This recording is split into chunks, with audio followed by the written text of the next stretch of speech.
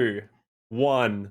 You know, everyone thinks they're a joker when they're doing that countdown, Custa. He starts from 7. He goes 7, 4, 3, 2. Yeah, I've heard it so many times. I've heard it so many times. Yeah. Come on. Well, welcome, in fact, to Plat Chat episode, I don't even know anymore. Is this 99? 99? Wow. That's ridiculous. That's crazy. 99. Thank you, good. Jonathan. I'm sure the people at home really appreciated that. We've brought on Custa. We've upgraded the squad. And, you know, all really special for our 99th episode. Couldn't bring me on for the 100th? No. Matt has to make sure to be gone for 2 weeks before showing up for the 100th episode. He just logs out, doesn't show up, and then he's gonna pop on and stroll in for the 100th episode. As Matt does. Yeah. While we talk about some nonsense that no one really cares about anyway. Yeah.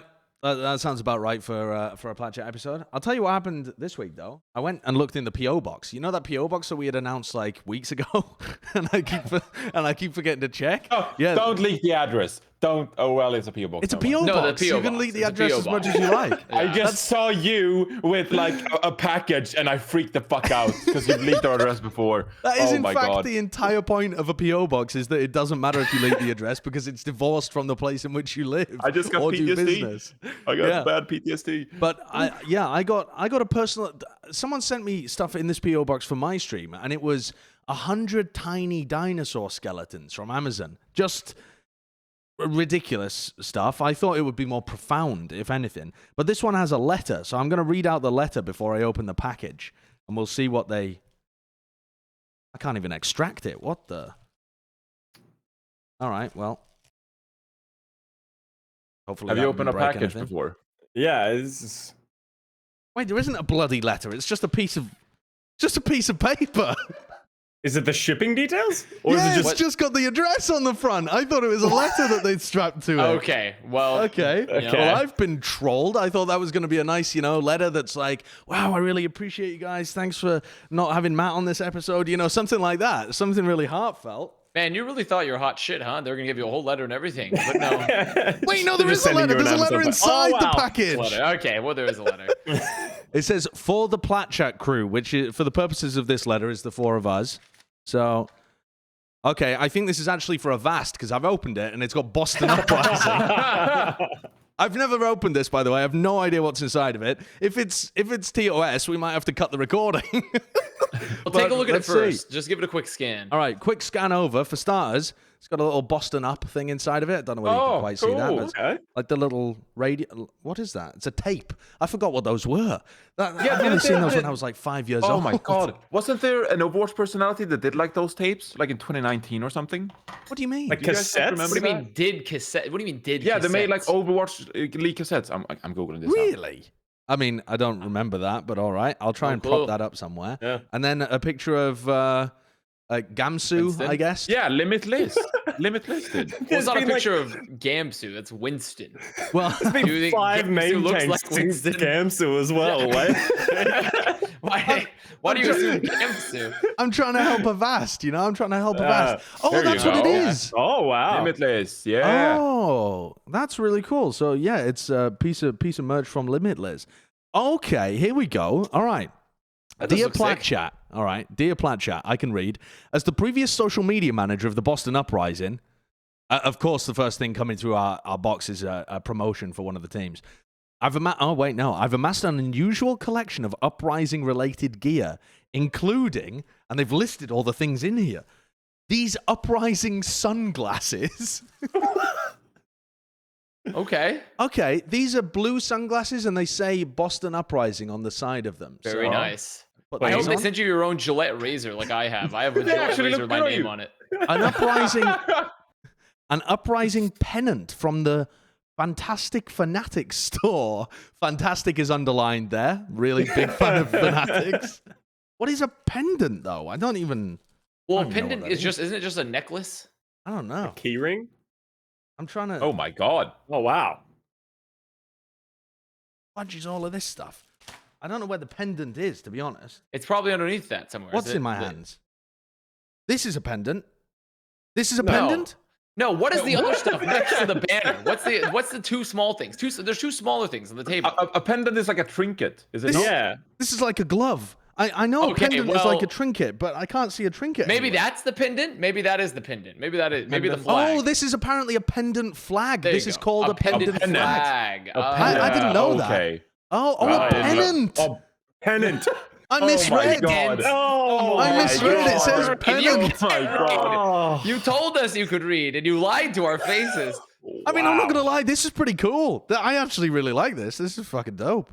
If you resell that stuff, we might afford Avast again. Yeah. We're gonna look True. like a bloody Boston Uprising podcast by the end of this. I don't think we're mentioning them once on the show as well. Have Well, we I got mean, them in the yeah, run I of show mean, at all?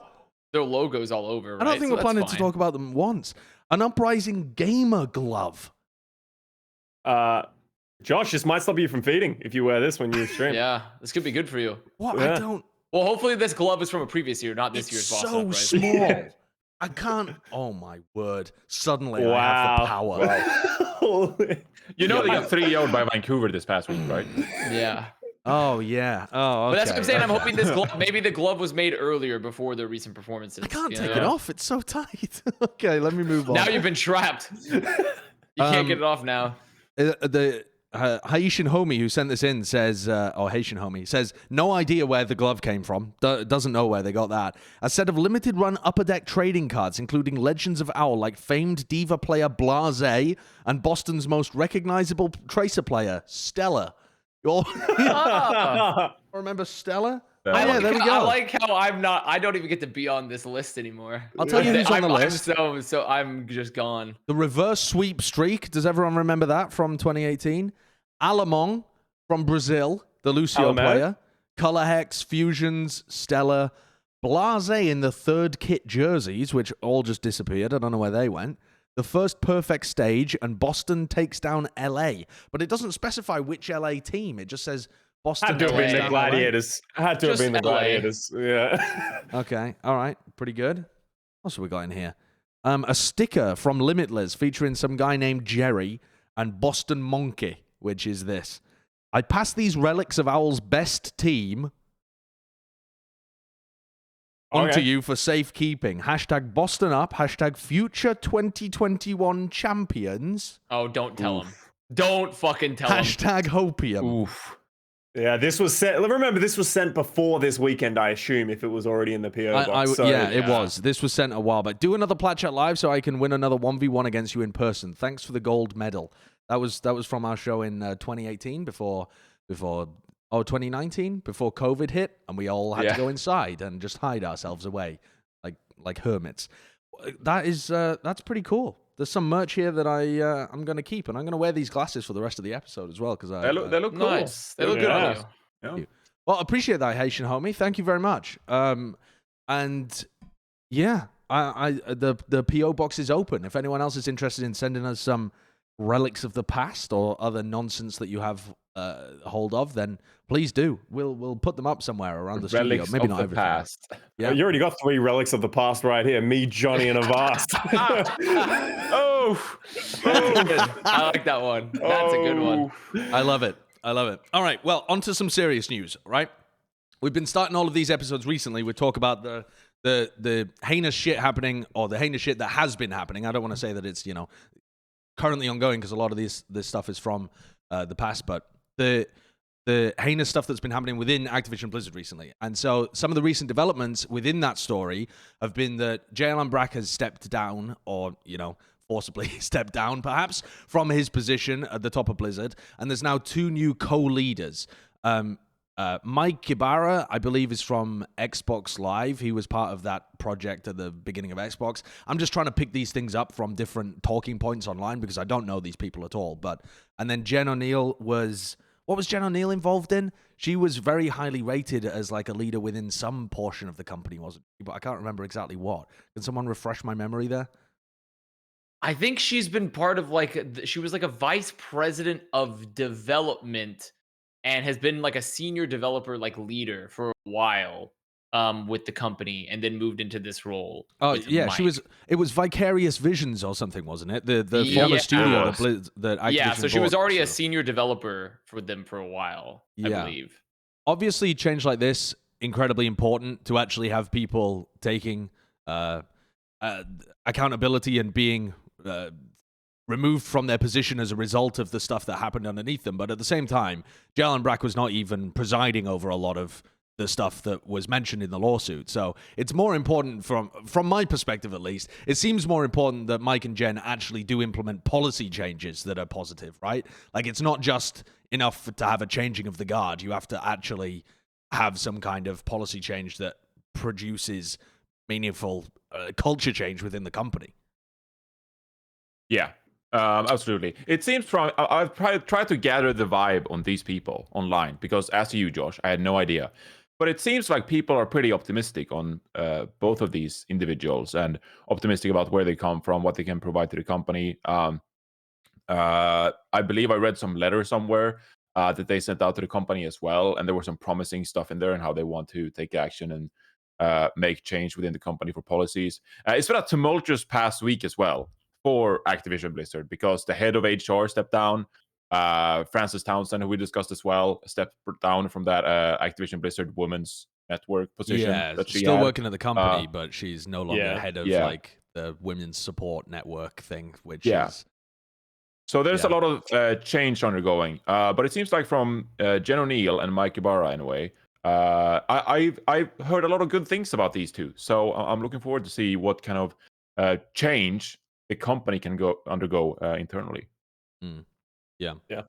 It's I go on, I agree Custa. with you, Josh. It's just like it's great change to see like that they are making like personnel change. Obviously, it's not the people that I think everyone really like had hoped that we would see change in, but as I said, it's all about just like long-standing change for the company rather than just like fire some people or like make an actual situation where the shit that happened doesn't happen again, or at least is they're held accountable in that way. Yeah, I think it is at least some the like the only shred of optimism that you can take from these kind of situations is that Blizzard are getting fucking put over the coals for it, because there have been similar situations. Like we've been saying, this is an endemic problem throughout gaming and actually tech as well. It's not just the gaming sphere too. It's common across these newer companies that have popped up. But a lot of the others, no one gets fired and it all just fucking slides under a rug somewhere and nothing changes. So I am somewhat cautiously optimistic that there can be some level of policy change within the company, especially because recently as well, the Activision Blizzard workers formed that coalition as well. They formed a coalition called ABK Workers Coalition.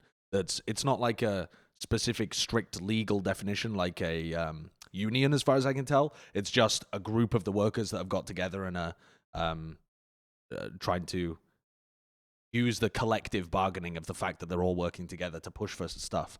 And so they're clearly not just stopping at that one-day walkout. They're trying to go much further with it. Yeah, I think this will be an ongoing kind of situation. Is a bad word. Like I think that coalition will continue to be proactive in their relationship with the leadership at Blizzard.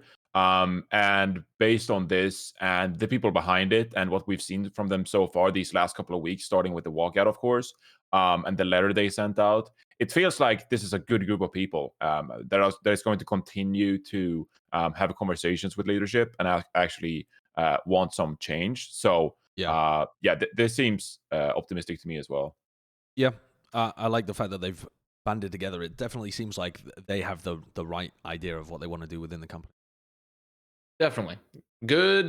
Leadership change is always good. I think people sometimes they get a little short-sighted, myopic as well, because this isn't like a problem that like started recently. When you go back and read all the accounts of people, this was like a Mike Morhaime, like under Mike Morhaime's tenure, things like this were happening, right? So it's not just like you can't just instantly change leadership and like problem solved, right? There is a huge shift that has to happen within the company. So getting people, but you have to slowly fill positions and get it moving. So I think overall you can't be unhappy with that. It's just one step at a time, and hopefully they continue to make positive progress. Do we want to mention how much money we got from our first Countdown Cup video? That is a great thing. I think I'll give Kurt a little bit of time to get that together because I forgot to tell him at the beginning of the episode. But if we could get that for the end of the episode so that people know, yeah. And I'll just what? Sorry. Oh, Kurt can get it immediately. Yeah. So just a reminder to everybody as well: the advertising revenue from all of these videos that we're making on the Plat Chat channel is going towards RAIN, which is the US's largest organization that deals with sexual violence and things of that nature. They have education programs and they also have support for survivors of that kind of stuff. So that's the organization that we've chosen to support. All of the advertising revenue for these videos is going towards them as well. So you don't necessarily have to do anything, though. If you feel encouraged to make your own donations, please do as well. But just by watching the videos, you're going to passively contribute towards that, and all of the revenue that we generate via advertising is going towards that for the next up until the end of the Countdown Cup. Yes. Yeah, and of course we'll show the donation as well. Currently, we're at $220. Nice. Okay. There we go. Solid. And that'll just be over the course of the whole month. All right. Moving on. Breadsticks, okay? Oh my yeah. God. The Vancouver Titans in the Overwatch League got their first win ever. I mean, not ever. The organization, the franchise has had wins before, but it feels like a long-ass time. It did it to Boston as well. What is it with Boston and just like breaking streaks right now? They're like the heroes that we need, but we don't really want. Because like, I don't know, Vancouver played well, but I don't know what's going on with Boston. They looked terrible in that match. Yeah, take that off the desk, Josh. Just remove that from the job. Just remove that real quick. God. Just swipe that off over there. Also, wasn't the stat that like the last 3-0 win or something the Titans had received as a franchise was Boston too? Yeah. So then it just was like this complete circle where like their last win as a franchise was under Boston. They did it again. And they did 2 records because they not only got breadsticks, the first breadsticks, but also they got the first win. So I feel like it was a pretty crazy day. I know myself, I lost my shit. Like I absolutely lost my shit when it happened. And on top of that, though, there's still been some ongoing scandal because apparently the breadstick codes have not been working in Western Canada, supposedly. The people of Western Canada still grow hungry. They still go very hungry. They're shivering in the streets outside the Pizza Huts, waiting for carbohydrates. I saw actually that there was an article written by, I believe it was Bonnie, but I might be wrong there. And they were saying that because they lived in the wrong part of Canada, they had to pay $5.99 for the breadsticks, but they still bought them. Funny. The article was titled. Well. "We paid for breadsticks," and I feel like we all emotionally paid for those breadsticks. This was a weird day, just overall. Like even leading into this matchup, because I was one of the few who, for some reason, predicted London Spitfire against Toronto Defiant as well, because I was just completely off the goop. Like I was absolutely lost. You really were. I was tranced by the EU hopium, and then it was like, is Toronto Defiant going to ruin the bread bowl, or London Spitfire going to get their first win, and then we just catapulted ourselves into a 3-0 from the Vancouver Titans onto the Boston Uprising. I don't think anyone expected this. And then, like 1 minute into the match, on the first round here of Busan, it's like the breadsticks unlocked immediately with that pile driver slam and a double pulse bomb. And Avast, like there was so much to do for Avast on the stream that he just like freaked and was like, oh my god, that's it. we got the breadsticks. And then Vancouver Titans just win map after map. And it was just a crazy day overall. Like so many implications, so much drama. I feel mad that Boston fucked the bread bowl though. I was really looking forward to the London Vancouver, and it was cool to see Vancouver get the breadsticks. But after a whole season of struggling and it getting to like the very end and then them crumbling, I was hoping for some insane long slog of like finally Vancouver get their first win or finally London do. Either way you get the catharsis. This was it was over too quickly. It was like whiplash. Yeah, it wasn't even like it was like that, oh my god, are they going to do it? After I think like the first map, I was like, Vancouver's probably going to win this match if Boston keep playing this poorly. So it wasn't even like I was having to like mentally prepare it and it was a roller coaster. It was just a kind of like a full-on dip where it's like we had breadsticks and from there it was just like consistently going downwards and just freaking out. But yeah, I don't know. Congratulations to the Vancouver guys. How many of these guys have been just like, it's got to be hard to be on the Vancouver Titans, at least for the last couple of seasons. Yeah. Yeah, I mean, their celebrations when they won as well. It's like a pessimist would be like, "You only guys got your first win of the season," but like the genuine happiness from those players getting that win, it was so awesome to watch. Yeah. I think I've turned into an esports bastard though, because when I see when I hear these kind of things of like, yeah, it was so awesome to see them get their first win, my mind just goes to like, in any other esport, if you had lost this amount of time in a row, you wouldn't even be playing at the top level, right? Like you wouldn't even have this level of salary and support and stuff like that. Am I mental? Am I just the old fucking curmudgeonly grandpa sat in the corner like, I don't know. I struggle You to... have been intoxicated by the VCT open brackets, though, and just like pro teams don't deserve a salary even. Like everyone should just be freelance and just have like clauses in the contract. You get paid per win. You don't get a monthly salary because you just lose in the VCT like round 256 or something. Even if you're TSM or whatever. I just feel like this year in particular, having 3 teams that had 0 wins is like a spectacular shittery of the bed. You know, it's almost... I coined this phrase in 2019 to describe the Washington Justice that year as just entertainment thieves. Every time they turn up, it's just like, oh, well, they've robbed us of a good game. The fact that they're a franchise. But especially with the Valiant, whose games I've just given up watching. I don't watch the Valiant games anymore. This meme about not watching APAC, absolutely true when it comes to the Valiant. Not watching their games, not happening. But there's some level of like, come the fuck on. And it's not the players, it's the staff, really, that created these teams. But I'm just mad. Yeah, not even the staff. Like, it's just the couple of people who were in charge of putting this roster together and felt good about it. Well, felt good about... Like, this and the Valiant, I think. The London Spitfire, I can give them a pass because that roster was winning, you know, in contenders. So I can understand why you might think that they'd have success. But even though, can I play devil's advocate? Yeah, go. Has Vancouver Titans been entertainment thieves for you this year? No, they haven't. Because with the rainbow... You're absolutely correct. They haven't, but I feel like they lucked into it. But it was like the perfect storm of great marketing that like has sucked me in. I've got to be real. They have been a great kind of team to follow. I've been more excited following the Breadstick story than following the Valiant or the London Spitfire for sure. Also because Valiant, you should give them some leeway too. I feel in a bit because like that's the kind of not because you should give them leeway because this roster was clearly never meant like. It was literally happened in a week. Like they built that roster in a fucking week. It's like the Iron Man meme. It's like we built this roster with a box of scraps, except it doesn't work. It's just a fucking disaster because it happened in a week.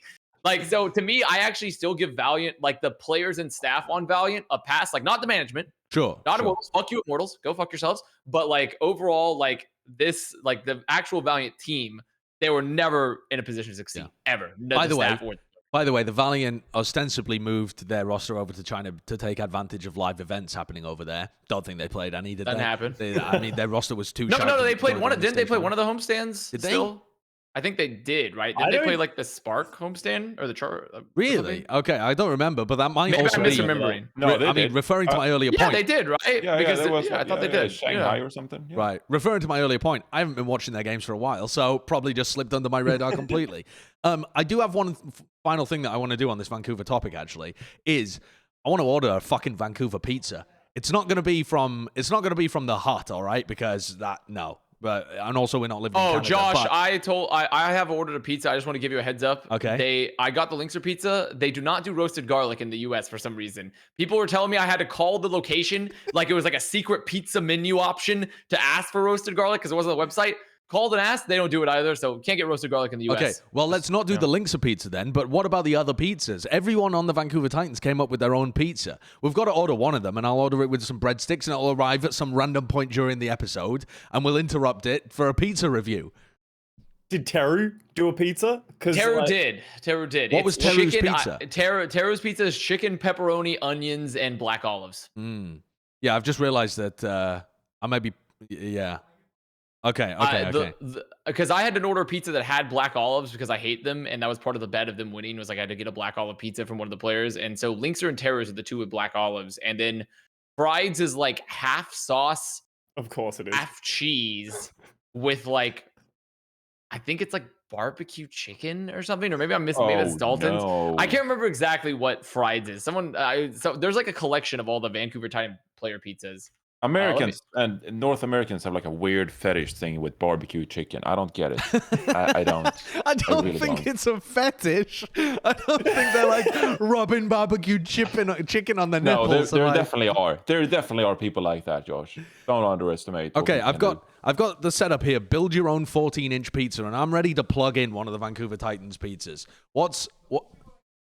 Those are the only two I remember, are Terus and Lynxers. So Okay, can you find Terus and give it to Kurt so that he can bring it up on stream, or at least read out the ingredients to me? I just literally just. It seems like the Read 'em out players again. were all asked to do this, but some of them were posted on the official Vancouver Titans page, and others are just buried in personal Twitter accounts.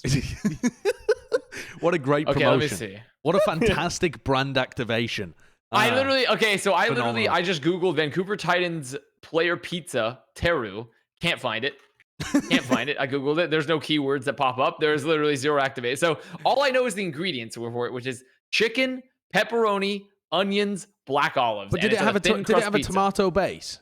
Yes, tomato base, thin crust pizza. All these are thin crust. Okay, all right. Sorry, say again. So it had pepperoni. It had chicken.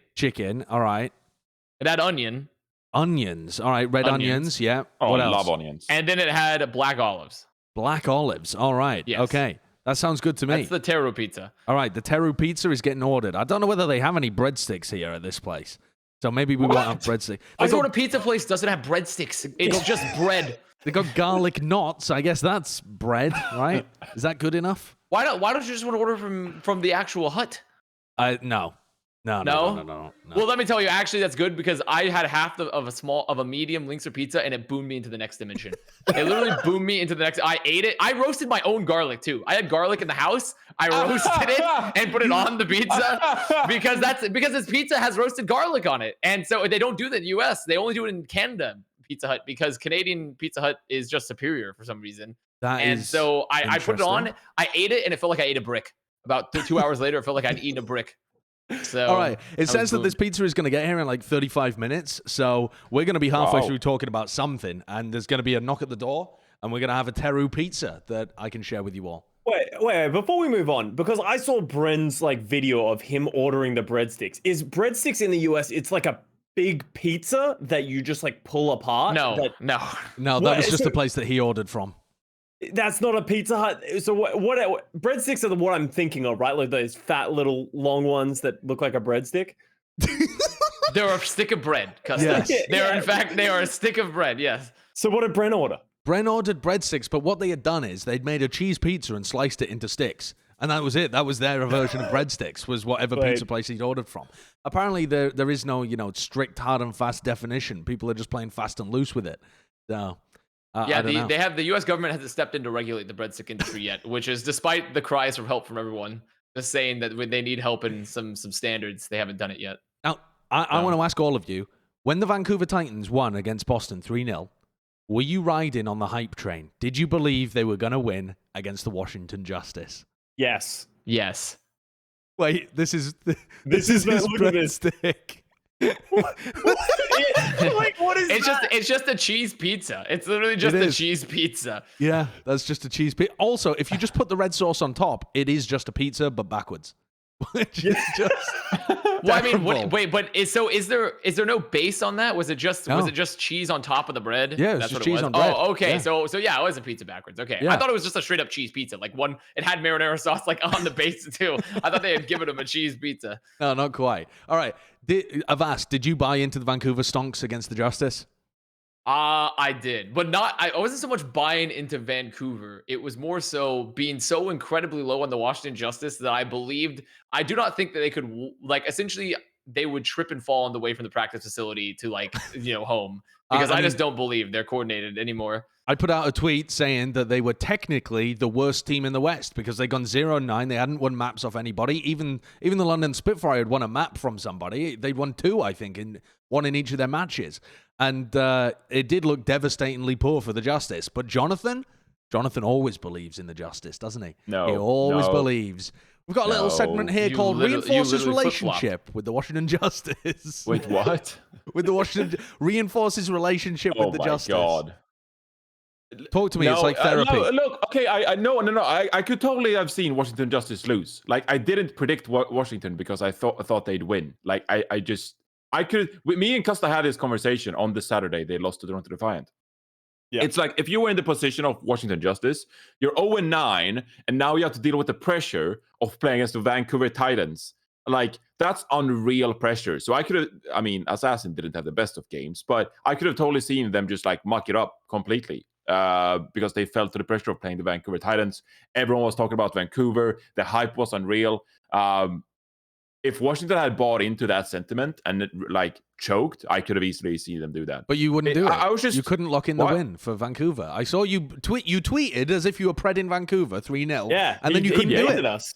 I lied to the people. No, I mean, I just had to hold on to my belief of the Washington Justice. I mean, it's the Vancouver Titans, for fuck's sake. So I just believed in the Washington Justice. Like, you were right. Have you never like believed in something? You believed in something, and then your belief is like proven false, and then you're just like, fuck it. Like at this point, you know, I'm invested. That's just like, that's just the gambler's fallacy. That you're like pot committed on the Washington Justice. No, but it's different. My it's relationship with the Justice it was gambler's fallacy. Was my prediction was based on. There you go. There was no analysis, no reasoning. It was gambler's fallacy. What did you think about their performance? Because me and Bren were casting this game, and I just want to leave it there. What did you think of this team's performance? I don't think Washington Justice played that well. I think Vancouver just applied negative pressure in the entire game. Like, Washington was able to do anything. The reason Assassin memps every like second EMP is because he just like forces it time and time again, but he was never required to force it. He could just sort of walk around, and Decay just took an enormous poo all over the entire roster as well. And one of the reasons I actually thought Washington might lose as well, after their loss, there was a part of me that thought Decay wasn't going to show up to the match. Like, did you see him in that post-match, the post-game videos? Like, he just walked. He was out. I mean, yeah, you didn't see him. He had left. Yeah, he just ran. He literally ran away. Like, usually they turn off their cameras. Decay just ran away from the setup itself. I don't know if he had to take a shit or something, but it looked like it. The Washington Justice, I don't think they play that well either. I put out that tweet afterwards about like, come on, here's the 2018 on Spitfire storyline or whatever. Avast interacted with it. I had so many people in the replies who genuinely despised me for that take. Like, they straight up just like, so I think someone was like, end yourself or something. Like, genuinely hatred because I tweeted out that they were gonna like win the championship or something. I don't truly believe that. I was just like fucking about. They weren't that good. You're but buying it was into the Vancouver Titans. Yeah. Yeah, you're playing into the character.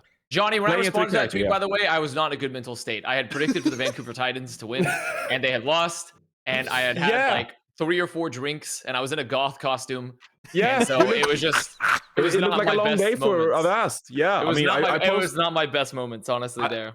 I posted a picture of it on my Twitter, Kurt. I don't know if you bother finding it, but like I posted a picture in the replies of Avast there on stream. But yeah, people were furious. I was so mad. Dude, it's like they forgot how to play Overwatch. But also the Vancouver Titans, like when you think about it too, on a level 2, when you watch their game versus Boston, and then you watch their game versus Justice, it's like they hit their head and forgot how to play Overwatch or something. It's like it's like that one guy where he hit his head and he became a math savant. It's like the Titans did that once versus Boston, and they learned how to play Overwatch, and then they hit their head again, and then forgot how to play Overwatch again in the next match. And like, I've never seen a more passive Pharah from Teru as well when they played like the Pharah. Like, it was such a ridiculously passive Pharah play. And just the whole match was just decided by, and I really just watched Decay own the entire time. You have to click on the image, Kurt. You have to actually click on it and open it. I didn't click on that when I was scrolling past it. I thought it was just a picture of Corey in the back. There is Avast in his prime following the loss to the Washington. I was so upset. I was very very upset. upset. The 3-0 as well. I went for the 3-0 because Justice to me looked abysmal going into that match. They looked, and I strongly believe they had entered a mental boom I've never before seen. Like a straight up, like such a mental boom that it's stuff of legends. Yeah. Like stuff where it's like the memes of like London Spitfire packing up their stuff in 2018, like that sort of mental boom, like that I thought we were at. But I should have known not to predict for the Vancouver Titans. I should have known honestly. What a week. I mean, those games were just bananas. What I've noticed recently is me and Bren, the style that we cast with for some reason really bothers fans. Like it really annoys fans, I think. Maybe because we don't like gas up a team when they're 3-0 in somebody that's bad. But the Justice fans were very angry about how we casted that game. Because I had normally I don't get any tweets of people being angry. I'm sure there's people out there somewhere, who are tweeting on their own accounts, but no one really at me. I had 2 or 3 people atting me about it, and then a couple of people who were tweeting on the side and stuff. And I think someone atted Bren as well. And there were a few Justice fans who were like, Bren and Sideshow are so biased. They come into this game just expecting Justice to be bad, so they don't give them any credit when they win. And I'm like, when I'm casting, I'm trying to tell whether it's Justice being excellent or Vancouver being shit, And I really believed when I was watching that game that it was just quite poo from the Titans. Yeah. And so you just can't give all the credit in the world to Justice. But it definitely rubs people the wrong way when you approach a game like that. There were some wonky moments this week. Didn't you cast Alone on Spitfire Toronto Defiant game too? No. Yes. Maybe you didn't. Wait, did I? I can't No, remember. you casted Toronto Defiant Washington as well. I mean, there were some mental games. That one was crazy. call, The that assassin caster men. call from Bren with the Isaac or whatever. I mean, that's this season's best caster call. Yeah. Like when Assassin EMPs like a brick wall, and he goes like, call the Esports Commission, the Integrity Commission, like. Incredible, some unreal entertainment. Johnny was you guys this giggling week. for I think 15 minutes as we're watching this game. Johnny was just watching it back and forth over and over again. So here's the thing: I would go back after the broadcast, right? Like we're done with the broadcast, like we've unplugged our things at like 9 p.m. I'd go back and watch that clip by myself and like feel pain from getting Washington Pred wrong, but at the same time enjoying the cast. Like every time I pulled up that clip, I was reminded of how hard Washington Justice disappointed me, because that was double points as well, and I didn't get my double points. So yeah, that hit me extra hard. All right, well, here's another franchise that's following a somewhat similar path to recent Justice, actually, in terms of having lost, and then finally getting a win. Here's my topic for you, addressing the Florida Mayhem here. Is there any hope left for Florida and OG? Because I know that this guy is gassed up on him, but their route... Oh my God, the pan is bubbling over on the stove. Sorry. Well, okay, boss, defend yourself. Did you put them fourth in the West? Listen, well, first of all, what more apt a moment to start this than the pan being a disaster in the kitchen, like everything's boiling fucked over. up. It's just a disaster, like it's just a mess. But I don't know if listen, let me check my rankings to make sure I put them fourth. Hey, I did put them fourth. They played well. I did put them fourth. And here it is. Now I might be stuck. I'm gonna be honest. I'll be completely real. I might be like Johnny. I could be stuck in just a loop of predding for the mayhem. Like I'm just fucking. Yeah, I'm just on the copium, like straight next level. It's very possible. But I dare you to look at that match versus the Atlanta Reign and look at their match with Boston Opera and tell me that team does not look like really good currently, especially their Atlanta Reign match. And like they look, and you compare that currently to like what other teams would you even put close to them, like Eternal, Outlaws, Shock maybe. When you look at that performance versus the Reign, like I don't think they're better than I didn't think they're better than Gladiators or Fuel or Reign or anything like that. But like when you look at their contemporaries and you watch that Reign match and you see them versus Uprising, they look good. They look good. They look really good. Like they really do. Like the one thing I hate about that team still is that they do look disjointed at points. But when BQB and Yaki just say, I'm not going to lose the video game. Yeah. Like I will not lose the video game today. They will just win.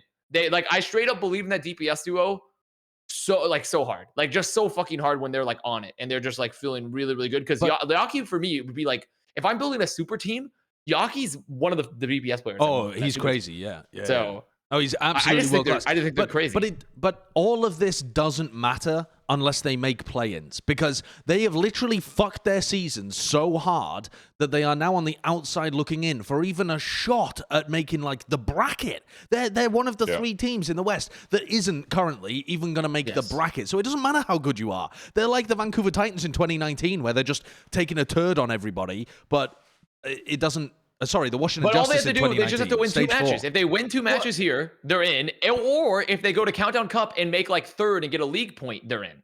Well, they need to win probably both their matches, but they play against the Houston Outlaws and the Los Angeles Gladiators. Do you think they can win both of those matches? There's a chance. There's a chance. Okay, don't get me wrong. Maybe the reason I'm just so down on Florida is if you go, I've been there. If you go 0-7, 0-8, you're just boom. Doesn't matter how much your redemption arc is. I don't see them stringing it together. And like Yak and BQB can take over games, but they're playing against great DPS players as well. Like I think you got Dante Happy and then you got Kevster Birdring or, Kevster Mirror. Like I think those guys can take it one-on-one with those guys. And it just takes that little bit of thing that I think will just like push OG off the edge, because OG, as much as he had a great couple of series against the Atlanta Reign and the Boston Uprising, he did do a little bit of feeding from time to time. Yeah. I mean, I agree with all that. I do think so. I don't know if they can beat Glads, honestly. I think Glads, very complete team currently. Yeah. But Houston, I 100% believe they can beat Houston. 100% believe that, especially when they're performing. If they played like they played versus Reign, they should have won that match. They should have won that match, and they beefed it on Sanctum. They beefed it so fucking hard on Sanctum. I've never seen such a beef before. That they should have won that match straight up. But I mean, it was impressive from Reign all the same. But I feel like if they have that performance, they will 100% beat Houston. Glads, it's up in the air. It's up in the air with Glads. I also felt like Atlanta threw this map away though as well. I am remembering correctly, right? Like this was a map where Atlanta Reign just played the Rhine completely on defense the entire time. And they played Symmetra. Why is Pelican on Symmetra when you're both playing shields with like double, like they're playing double hit scan? Like, what are you TPing into? Like, well, how do you win using that? Like, they wasted so much time on this map trying to force this Symmetra. Question for you, Sideshow. You talked a lot about OG's Wrecking Ball and how it's been one of his best heroes so far this season. Yeah. What are your thoughts on Florida Mayhem pretty much having strictly success playing Reinhardt or Risa with his Brigand BAP composition? It's pretty much the most successful comp, like in these past two matches. Yeah. Do you think they should like stick to more dive and like Yaki Farah, or do you think they should just rely on like the shield comps? I don't know. To me, it doesn't seem to make that much difference what the rest of Florida are playing, as long as BQB and Yaki pop off. I know that's an insanely reductive argument, but it does seem like every team fight, it just requires BQB and Yaki to go crazy. And whether you've got like OG setting them up on the ball or not, it's almost like the rest of the team just has to not throw, and eventually BQB or Yaki will generate them an advantage in these fights just by virtue of being a fantastic DPS duo. So I don't really have that many strong opinions on what the Florida Mayhem should be playing. Against Houston, you know that Houston so far, at least, have been solely running the like Tracer Sombra stuff, right? They've been running Ball Zen the whole time, as far as I can remember. Well, not in their most recent match. Remember, everyone got really upset at them for playing. They played the Jake Zen. Yeah, they played BAP. They played BAP Zen and just went down on that hill, and it looked awful.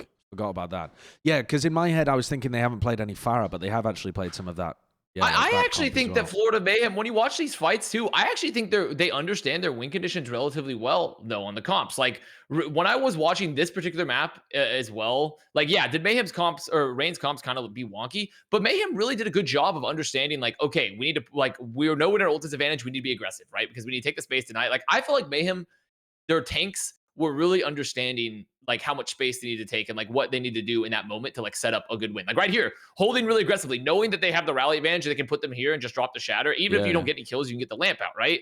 I feel like Mayhem legitimately looked like a way better team, even without Yaki and BQB popping the fuck off. Yeah, so that's why I'm kind of on the hopium for them, is that it looked like that it wasn't just them owning. It was legitimately a team that sort of was like making moves and like taking fights and being very like aggressive. Well, fair enough then. But I want to pose this question because, like Custa said earlier, they kind of have to win both of their matches coming up. So if you're not favoring them against the Gladiators, if they do win their match against the Houston Outlaws, they still need league points from the Countdown Cup. So how likely do you just think them getting play-ins is in general? So either their path is beating Gladiators and Houston. Seems unlikely because it is possible, but what is the chance of that? Like 30% or something? So to clarify, I think even if they win out, I think. Oh no, never mind. No, they just need to win out because they got that one extra league point from Melee. All they have to do is win out, and they're in plans. That's all they get over Boston, right? Yes. Yeah, but isn't I think the second tiebreaker is regular season wins. It is, before yes. it's a head-to-head. Yes. So if they end on the similar league points as Boston or Paris, because they have 1 league point, they're worse in the tiebreaker. So they need to get 1 more league point than Boston, who are at 7, Florida are at 6. So Yeah, so they need to win the last 2 games. They and that win would the put them last at 2 8 they need to win the points. last And 2 they're in. games. Yeah, Yes. And they get they're over in. Boston. Yeah. And they're fine. That's all yeah. they need. They just need to win 2 And- games and they're in. And I'm trying to find Boston. Oh yeah, because Boston are done. Yeah, Boston are done. Yeah, they're done. But Yeah. here's the other thing. If they only win one of those games, if they go 1-1, right, which is somewhat likely, I could see them beating the Houston Outlaws and losing Gladiators, or maybe even the other way around. It's very possible they go 1-1 this week. How likely do you think it is that they go to the Countdown Cup and get at least 1 league point, which they would have to finish 3rd to get a league point? So they would have to make it through the entire bracket in the West, and then they have to be able to beat one of the teams that's there in the Countdown Cup, one of the Eastern teams or the other Western team that's arrived. To me, the season's fucking over. Like, I just can't see it happening. That both of those are so unlikely, even though they've got 2 different routes. The chances of them doing it are like, I don't know, maybe 30% in total. Maybe if you like added up all of the different percentages. You also need to remember, if they go 2-2, so let's say they do lose to the Gladiators and they go 2-2, they might not even qualify for the Countdown Cup for the play-ins, because it depends on their map score, really, because there'll be a bunch of people who go 2-2 with map scores. So I think that Gladiators match is a must win. I agree with Josh that I think they're improving and I think they are good, but their ability to get 1 league point in Hawaii, I think, is so low. So I know this wasn't part of what we're supposed to talk about right now, but how do you feel about the Gladiators then? Because I feel like Gladiators have their own set of problems, whereas Florida Mayhem are actually kind of popping right now. I think Gladiators is probably like a top 4 team in NA. I mean, it's like what? Dallas, Atlanta. I'd have Glads next. Gladiators. Honestly. Yeah, exactly, right? But the whole mirror on Farah situation, playing Sombra Tracer, that kind of stuff. Like, I think Florida absolutely have a chance against the Gladiators. I'm trying to find the maps, and maybe that will help us. But because I went back and watched that match of the Gladiators when they were playing, and the Mirror Moth Mercy, it just makes them so one-dimensional, right? When Mirror is in, they're gonna play Farah, and they don't have the adaptation in the middle of matches, and that is, in my opinion, the biggest weakness for the Gladiators, because you know what they're gonna do before you even enter the map. So their wins were, they lost to the Atlanta Reign in a map 5, which, you know, Atlanta is a good team in the West, and then they 3-0'd the Justice, but who didn't 3-0 the Justice, I guess, throughout this tournament. But I don't know, like, I need to see more from them. This is one of those things of like, is Gladiators going to shit the bed, or are they going to get good? Like, I feel like they have a history of just not playing to their potential, and I think they'd be breaking the mold if they did very, very well in the Countdown Cup. So if it helps for any of you guys, the maps are for Florida Gladiators: Ilios, Anubis, Kings Row, Rialto, and Lijiang Tower. I think that's winnable for Florida. That's really good for Florida. They're good on Anubis and they're good on Rialto. And Kings Row, like, you can rely on OG's Rhine. OG's Rhine actually looked okay when they played versus the Reign too. I mean, for me, if I were to pick the more likely outcome to then they qualify, it's they beat Glads in Houston. It's not that they go to Hawaii and get third. It's that they beat Glads in Houston. I think that is the far more tenable route for them, and I think it's super achievable, because they also have to remember, Mayhem, they're fighting for their fucking life. Like, you know, they're fighting for their fucking life out there, and like, so they're gonna be going into all those matches, and you can tell when you were watching their faces this weekend, like, every single map win, they were fucking pumped, like they were ecstatic. Like I just think that this is like the perfect combination for Mayhem to make the play-ins, to literally salvage it in some sort of like crazy miracle on the ice moment. I will say, I really hope Florida do make it. I would much prefer to see Florida in the play-ins than see like a Boston in the play-ins. Like, no offense to Boston, but I just think Florida have more opportunities to make things happen in the playoffs. And I think they do deserve, they have great players. Like, Yaki just sometimes refuses to lose. Like, he's just like, no, we're not going to lose this match. And I would love to see playoff Yaki. It's quite incredible for any team to get boomed by a team that had an 8-match loss streak in the middle of the season, though. If you end up missing out on play-ins due to that team overtaking you, fuck, that's got to feel bad. That has got to feel so brutal. But I'm kind of there with you, Scott. Like, I think it would be more entertaining to watch the Florida Mayhem play because their ceiling is higher. Yeah. Let's move on. Instead of talking about the Western race for the play-ins, we'll talk about the Western race for the playoffs, because the Dallas Fuel have locked in that spot. But to me, it's a three-way race. This is what I was talking about in the broadcast as well. There's 2 spots left, right? That get guaranteed into playoffs.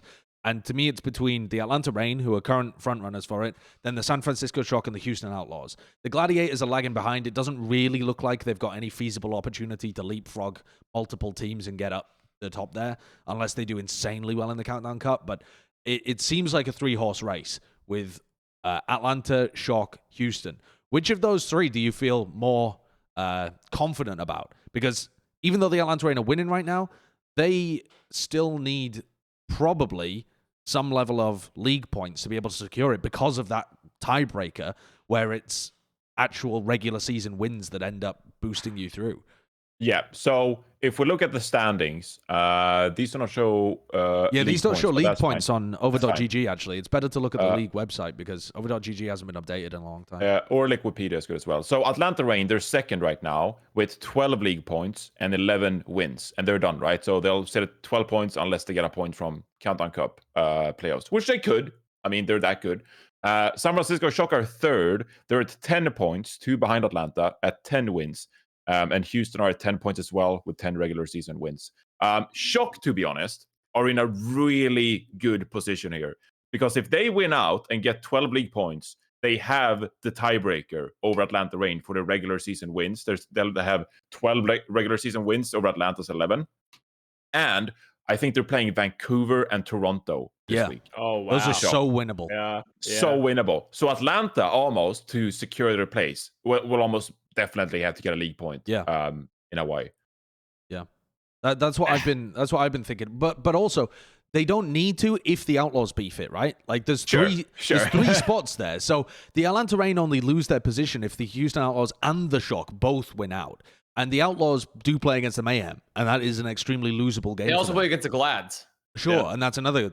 I mean, they're not even favored in that game. You could argue they may be favored against the Mayhem, but they're straight up not favored against Gladiators right now, I think. Yeah. So that would be tough. What do you think the Outlaws' chances are of going 2-0 in those games? Like, do you think that they have a chance to fix the mistakes that they brought into their matches? Or really, it was just that one match? Because they looked great in the first one. They just dismantled the opposition. I think they struggle from the same issue that I had with the Gladiators, where they don't have the flexibility, especially when they have Jake playing in that. We've seen a lot of teams have been going back and forth between the dive and the Arista stuff, and that's really the best course of action. If they have Jake in the lineup, they don't really want to move away from that Brig. They can't really play that Mercy. So it makes it hard for them. And we haven't seen any Juby, I don't believe, in the Countdown Cup. So they are very pigeonholed. I would say Outlaws is probably, in my opinion, the least likely team to make it into this top 3 playoffs. But I think they are most likely to beef it. And while I think Shock and Gladiators have potential to make points, go 2-0 or make points in the Countdown Cup.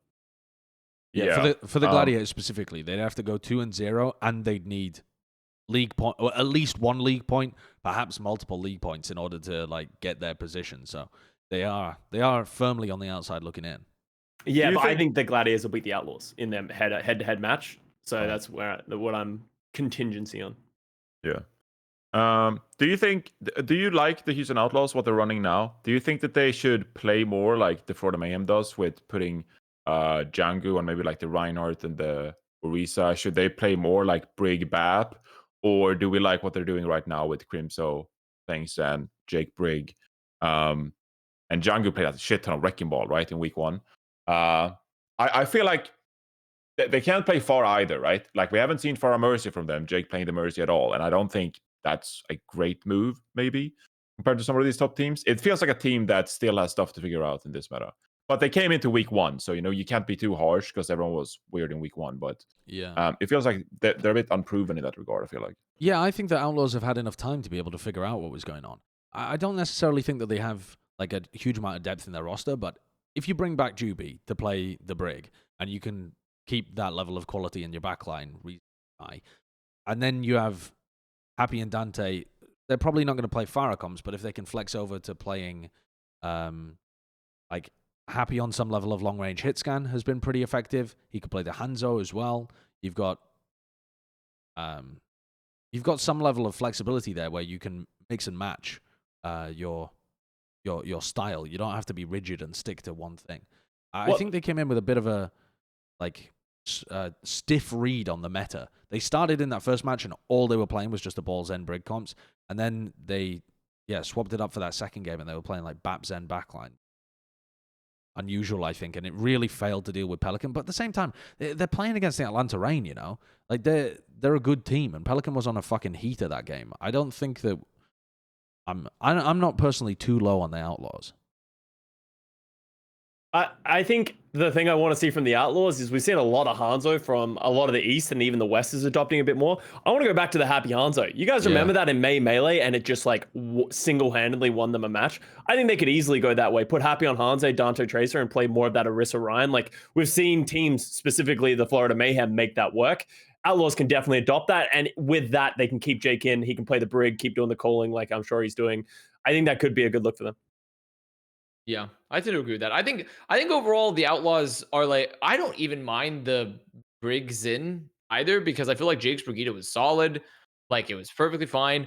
And Crimzo, I'd much prefer Crimzo on heroes like Zen or Ana than I do his BAP on average, because he's kind of just like, he's kind of a mechanical mastermind in a lot of ways. Like, that's the really strong point for Crimzo is his mechanics. So I really like Houston on that comp. So I'm not low on Houston, but to me, the obvious front runners for the 3 spots are going to be like Fuel, Rain, and Shock, because Shock's schedule is so good and Rain are just so amazing currently. And I feel like Houston's schedule is currently very hard, and it doesn't seem nearly as likely they're going to be able to get into the top 3.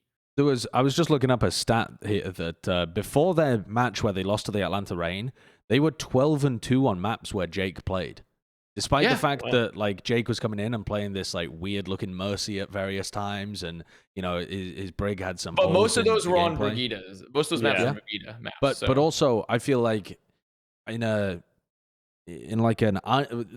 eye test would have indicated that they were having some wobbliness in those kind of rotations, but the statistics would indicate that just having him in there is a big boon to them. Their win rate is like, I don't even know what that is. What's that, like 85% or something compared to their normal, which is like 60? It was something like that before they went into that game against Atlanta. So I don't know. I found that pretty interesting to think about, because I would not have expected, like, if you'd asked me, what do you think the win rate of Jake is this season? I wouldn't have said before the Atlanta game, like, insanely high. I just thought it was probably around the same as it was when they were running Juby. The Atlanta Reign. I want to take a moment to talk about the Reign here and their chances of making a deep run in the Countdown Cup. Would we agree that they're currently looking like the best team in the West? Yeah. I would agree, yes, but I feel like obviously their last match versus Fuel was not a great indicator of where Fuel currently stands, because they themselves have also stated the Shanghai thing, like, we're resting, we're taking it easy, right? Yeah. But more than like, I mean, what's Fuel's chance of even going to Countdown Cup now? Like, it's like essentially nil, but it's zero, possible. Right? So, it is still theoretically possible, but if the likely outcomes occur, they'll be outside of it. I think at this point, though, like, whatever that may be, like, yeah, Reign is definitely looking like the best team in the West. Okay, so I think, assuming Reign looks like the best team, and also thinking about those outcomes where they might need to get at least 1 league point, where do you guys put the realistic outcomes for the Atlanta Reign in the Countdown Cup? If they're one of the favorites from the West to be able to go, how do you see them matching up? Like, how deep can this team actually go in a run? I actually think, had you asked me last week, and they actually asked this question on the desk, I would have said that I don't think Atlanta Reign is the best team right now. But I'll be damned if they're not like one of the most well put together teams as it stands, with Shanghai and Dallas like taking quote unquote break. Like Philadelphia, Seoul, Chengdu, all in the APAC region.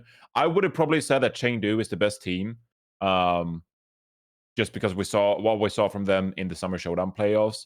We haven't seen all of their qualifying games yet, but I just feel comfortable betting on the Chengdu Hunters in the current meta, what they can bring to the table. But like, it feels like the Atlanta Reign have stepped up that additional 10%, which I also spoke about on the desk, where it's like you start at making active plays in man disadvantages. You invest ults when it seems like you can't turn fights, and you just do it because you're just confident in your abilities, and you just pop off like all the individuals on the team.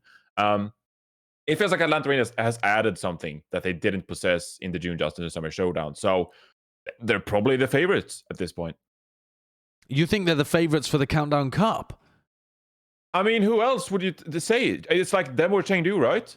I mean, I'm actually looking at Philly and Seoul. I think Philly there's and Seoul are Fusion and nasty. Dynasty as well. Yeah, there's Philly, Seoul, Fusion, and Dynasty. Maybe, okay, I'm not super confident here. I'm questioning my own hopium, but like I've seen some stuff from Seoul and Philly where I'm not completely sold. Like they're good, but they're not. No, I'm not confidently predicting them as favorites. The Fusion and Seoul. I'm not sure there is a confident favorite. I know that's a cop-out answer, but I don't get the same feeling as I did in the last stage where I was like, Shanghai's going to win this shit. Or in the previous stage where I'm like, Dallas Fuel are the clear favorites. Now, they ended up losing the June Joust, but I think that was like an insane comeback from the Shanghai Dragons, more so than the actual analysis being off. But it's felt like every stage there has been a team where you just get the feeling that they are going to rampage through the tournament. Yeah, I feel like Atlanta are locked in. Really? And that's what I don't get from Philly and Seoul. Okay. Do you feel like they're locked in the same manner? I don't agree. I think the issue is the East, right? Like, I have no. If you ask me who's the best team in the East right now, I don't know, because like Philly and Seoul have been going back and forth. They played this weekend, right? And it was a very close series. Shanghai has obviously been kind of like slowing down, and they just don't look anywhere near. They're not even in the Countdown Cup. So are they officially out of the Countdown Cup? They're out. I think they're pretty much out, right? I think because Chengdu has to lose their last 2 games, and they're playing against the Valiant. Yeah. So and there's no out. way they lose. There's no way that Chengdu. So they're -1 map score. I'm looking at it now. Yeah, so they're just out. So it's like, who is the best? I wouldn't say whoever takes that 4th spot is going to be competitive, but Fusion, Dynasty, Hunters, I don't know who's better. Like, I think Hunters is a great shout because, as Johnny said, from what we saw from them in the Summer Showdown, they were very good, and they did look good in their matches that they played this weekend. But is the Atlanta style, have they changed their style enough to be able to get over the East? Like, and even in the East, like Seoul and Philly are both playing very slow styles. They're not playing as heavy of a dive as you see from the Chengdu Hunters with Barra. That's my issue is with both of these teams. Sorry, before we go on, is that Seoul, they threw their series against Shanghai Dragons. I watched that game live because I couldn't sleep, but like they should have won that. They had a really good opportunity to close things out on Blizzard World, and Prophet just like C9. It was one of those, so he's touched the card before the 3-second mark, and he just didn't end up touching it. But like they should have won that series, and then they threw on Busan as well in the 5th map. They looked really good on Anubis.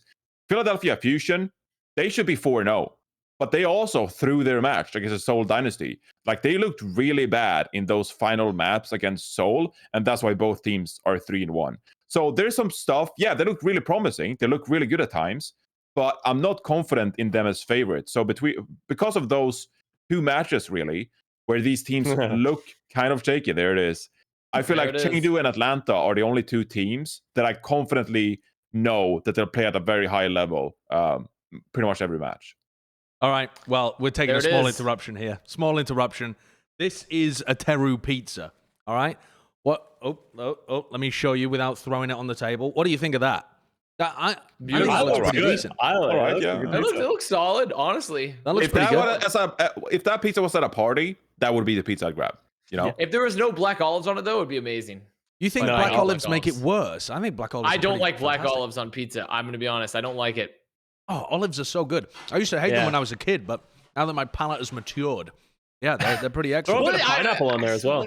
I think you're a child, Avast. I think that's what I'm. I love the onion. The onion's amazing. I love the onion. If throw some spinach on there or something shit, like yeah, but I just don't like olives. You saying I love the onion smacks of like a kid who thinks that adults love onions, you know, and they're like you're trying to get big boy points, and you're like, but I like onions. Does anyone want a slice? Yeah, sure. Hold it up to the camera. Yeah. If you were here in person, you know, maybe I'll feed. Yeah, all right. The green screen. Yeah. Go on. Perfect. Wow, look, Custa ate that that's a pretty good pizza. Teru pizza. What are you doing? What are you doing? You got to come to the edge. I can't. Oh, there we go. My camera's so far away. My camera's so fucking far away. Jonathan, I'll. Oh yeah. No. My audio cut out. Yeah, that's not gonna get taken out of context. Oh, that's really good. That's really good. Okay, let's hear the review. Taste the umami of the Teru flavor. One bite, everyone knows the rules. Is it weird that I can like? I haven't tasted it, but I know what it tastes like. I feel the same way. I know what you mean. I feel like I know what it tastes like. One bite, everyone knows the rules. You took 2 bites. What the What- fuck? One bite, everyone knows the rules. Are you the kind of guy who eats you take a bite and then you dip it again in like the ranch sauce or whatever you have next to the Course. pizza? Never dip. Well, if pizza in I'm the only ranch. one Don't eating do it, that. yeah.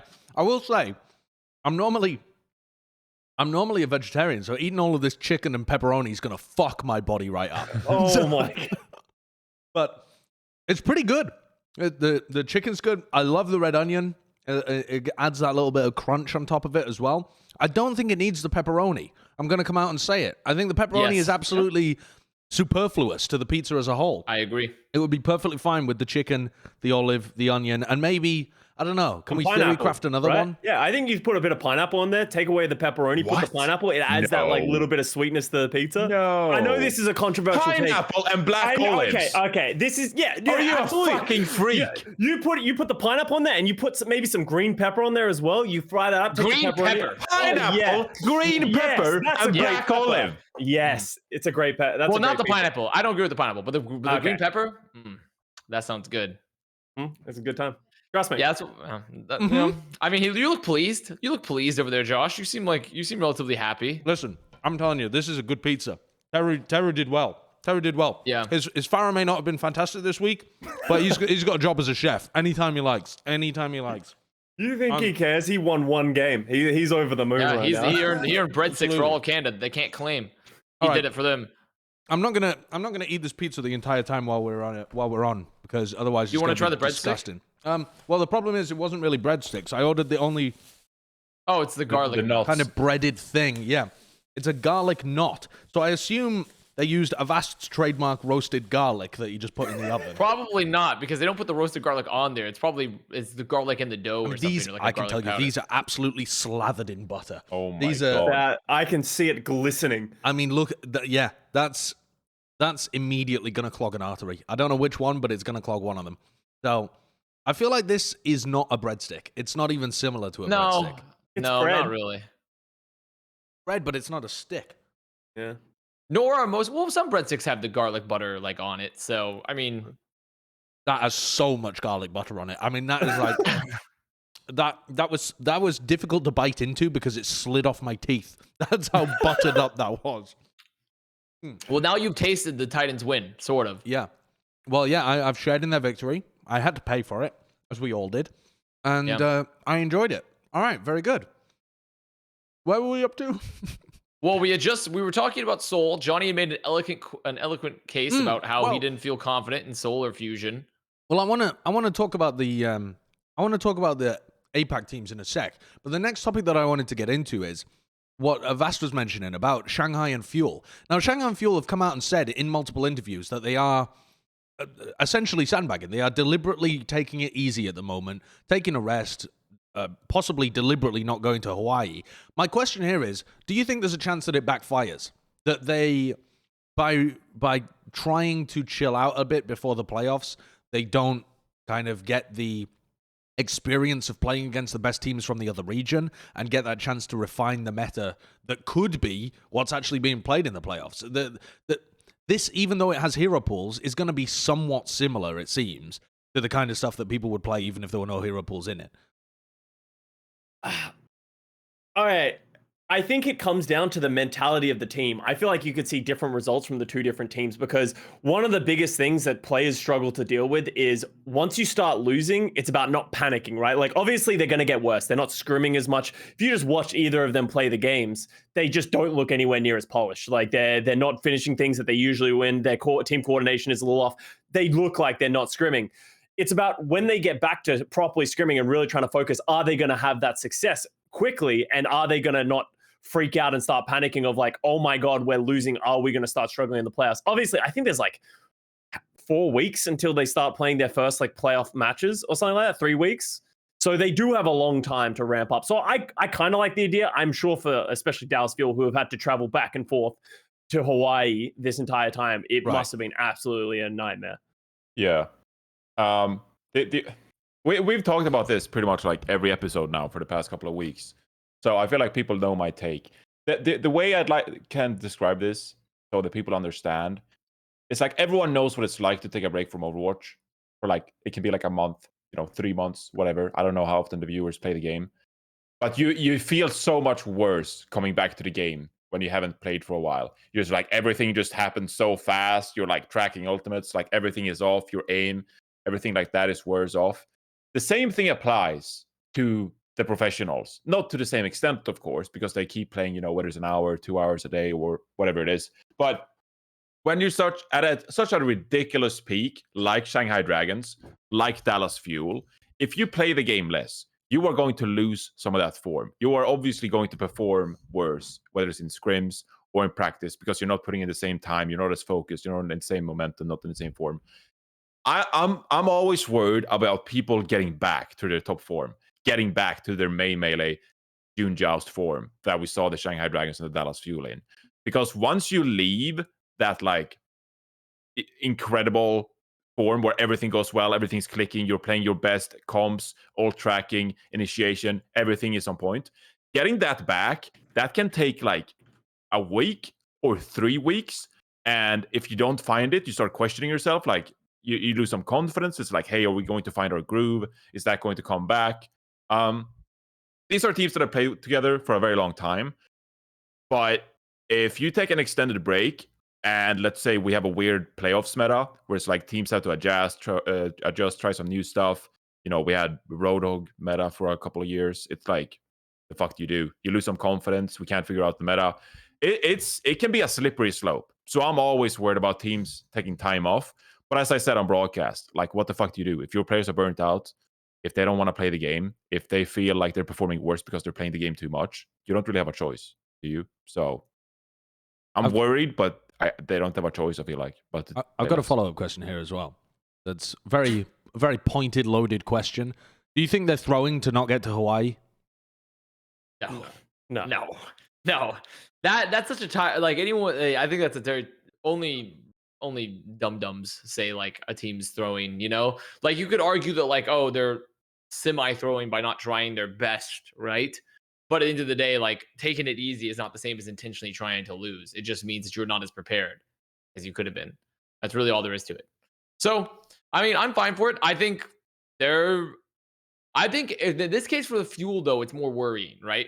Shanghai, they've won a title before. Not just like stage shows, but they've won like an actual title. And like they can be, it can be scary, if it can be very scary, I think, if you're not in that position before. If you haven't had that experience and you're taking the time off, I feel like for Fuel, they're kind of in untested waters where like we're taking time off, but we haven't actually shown that we can go through a whole season and like win it all at the end. Yeah, but neither is Shanghai. What are you talking about? Oh wait, what am I saying? Shanghai haven't won either. I was like, what? Oh, I'm dumb. I was Yeah, you think about 2018? right now. I'm like, I'm did I dumb. forget something? Like, Sorry, my bad. Someone ignore. So pretty much ignore that point entirely. For some reason, my brain has been on a total trip. And for some reason, I believe that Shanghai had won last year when I'm like, wait a minute, Shock won last year. I was like, wait, they did. That was the whole thing, was that Shanghai didn't win last year. Yeah, I mean, okay. If we want to follow that thread a little bit more, though, Shanghai, when they got to the Final Four, kind of underperformed. They kind of flopped. Now, there was a big meta change involved in that as well, but they never performed at the same level. You could say the same for the Philadelphia I have Fusion, just realized that I have fucked my entire narrative, by the way, because I have been going on. No one has corrected me What do you when mean? I said Shanghai has earned this, because I have believed now for the past like 2 Plat Chat episodes, and I forgot to correct myself, that Shanghai did not win last year. It was Shock that won last year, but and no one corrected me. No one called me out on this. When you said Shanghai earned it, I thought you meant by virtue of them dominating, having the better record, winning the 2 most recent titles. No, That's my what I brain's thought you just meant. mush. No, my brain's just mush, Josh, and I had forgotten that Shanghai did not win last year. It was Shock. Brain's just absolute mashed potatoes, and everyone just assumed I was saying this by the stage titles. So now I have to retract all my shit and be like, well, we'll have to see, because who knows? I mean, honestly, they've been pretty good, but like, honestly, who knows? Like, neither of them have won a title yet, so I don't know. We'll see what happens. I actually feel, oh my God, I'm hating myself for saying this. I feel really good about Atlanta going into playoffs. I think they're peaking at a really good time. And I feel like Dallas Fuel and Shanghai, they have an uphill battle to fight because of their sandbagging.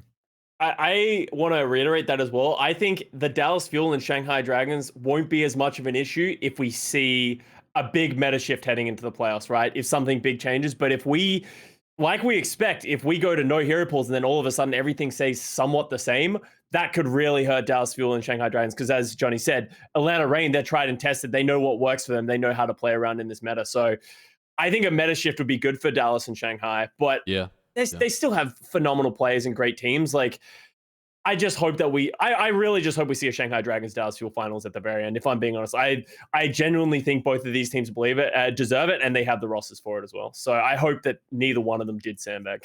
Does it concern you at all that Fuel were on a little bit of a downwards trajectory heading into this period of taking it easy? Because the Shanghai Dragons weren't. They won the June Joust. They win the Summer Showdown as well. They just continued up at the top. The Dallas Fuel won the May Melee, second in the June Joust, third in the Summer Showdown. It is like a clear that it's not like that in the Summer Showdown they were actually competing for the title. They weren't. They weren't even really that close. They lost to Chengdu twice. They did, right? They lost to Chengdu twice to be eliminated. I don't think in the Summer Showdown. Shanghai, right? Yeah.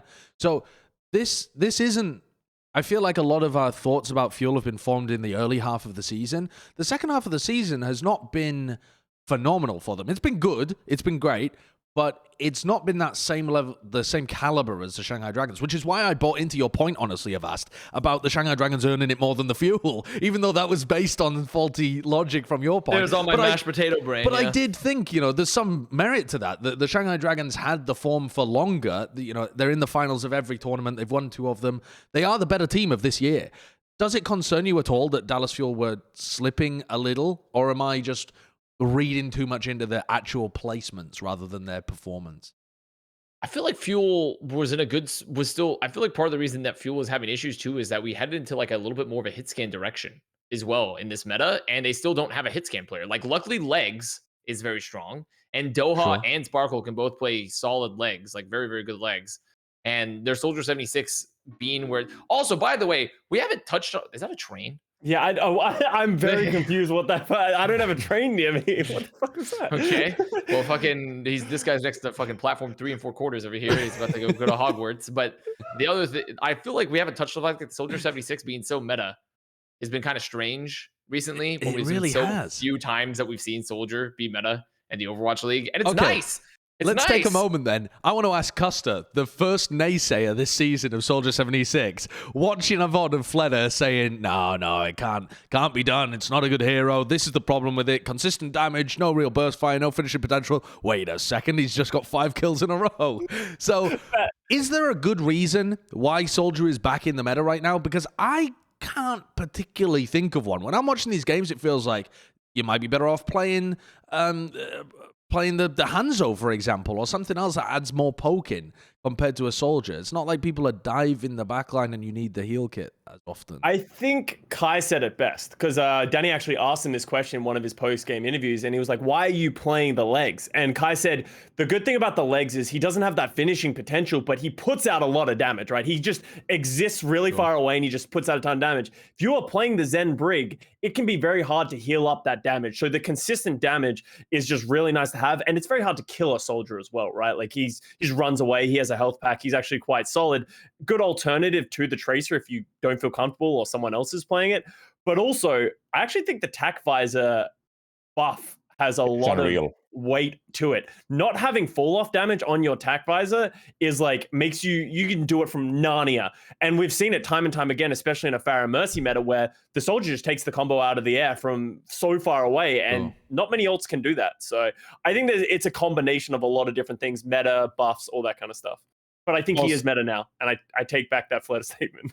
Also, if Echo and Sigma or Lucio are in the meta, I think that Soldier would get counterpicked. I feel like it's also because of the current supports we're seeing, the current tanks we're seeing. Soldier's allowed to exist in that extent. And, I mean, Ashe is removed as well, for that matter. So I don't think, in his current form, I don't think we'll see Soldier a ton in the playoffs. Depending on boss and stuff. I mean, it's a cool niche, but I don't think he'll be like one of the main characters in the playoffs anyway. Okay. You asked a question about Dallas Fuel and Shanghai Dragons, right? Dallas Fuel slumping a bit before. Yeah, well, just being on a downwards trajectory is how I would describe it. I don't know how you guys consider teams going to playoffs, but I have this weird desire to like focus on their peak. at some point in the regular season, and then imagining like, could they click into that form come the playoffs? Because we do have quite a bit of an extended break going into the playoffs, especially if you're Dallas Fuel or if you're Shanghai Dragons, you lock one of the playoff spots. I mean, you don't play the game for like, or you don't play a match for like 4 weeks, right? Because it's like a 1 or 2 week break, and then it's play-ins, and then it's like 2-week break before playoffs again, or something like that. Is it's it? like Yeah. something a like long realized that. there was a lot of breaks. It's a really long time. If you don't play in the play-ins, it's quite a long break. So for the Dallas Fuel and the Shanghai Dragons, I mostly consider them like, if they play their best game, can they tap into that in the playoffs and reach their peak level? I don't really care a ton how well you perform in the Countdown Cup, as long as I've seen you perform like when things click, when things go really well for you, and you have that magic to you. I've tried to describe this before, especially with Custa on the broadcast. I don't know how to do it, but sometimes you see teams and it's like they're possessed by magic. Like they just have a flow to them. They're in tune with the meta, the synergy we saw from Dallas Fuel in the main melee, where they like go super aggressive, they're proactive. San Francisco Shock, as I talked about, when they invest ults, when they're like down a man and they turn fights. It's like they're in the Matrix, dude. Like they're in the fucking Matrix. I feel like based on what I've seen from Dallas and Shanghai, I have no reason to believe that they cannot attain that same flow state come the playoffs, and be really confident in themselves, because it's like, finally, it's the playoffs. You know, it's not the Countdown Cup anymore. We're recharged, we're motivated, we're energized for the playoffs. And as long as I've seen that from you in the season, I'm comparing like peak levels and peak meta. Like, what do you look like? And then, of course, you know, if the meta is wonky and it's a meta that doesn't suit your playstyle, well, tough luck. I'm not going to rate you anymore. But we don't know what the playoff meta will be. So I'm just looking at Dallas Fuel as like their peak potential and what they've shown us this year. And could they tap into that again? Absolutely. I want to go on to now a point that Jonathan raised earlier as we move into the APAC teams, which is that Jonathan thought that the Chengdu Hunters were currently the best team. And there is a decent argument for this based on the fact that they did really well in the Summer Showdown. Shanghai are no longer in the Countdown Cup contention, and they've been taking a bit of a break too. I find it difficult to be able to find the answer for this question because Chengdu have only played, I think, 2 out of their 4 games right now, right? Yeah. And they've also had the easiest strength of schedule out of any of the decent teams in the APAC region. So it's not like they've played against the other best teams and we've been able to see exactly how those matchups happen.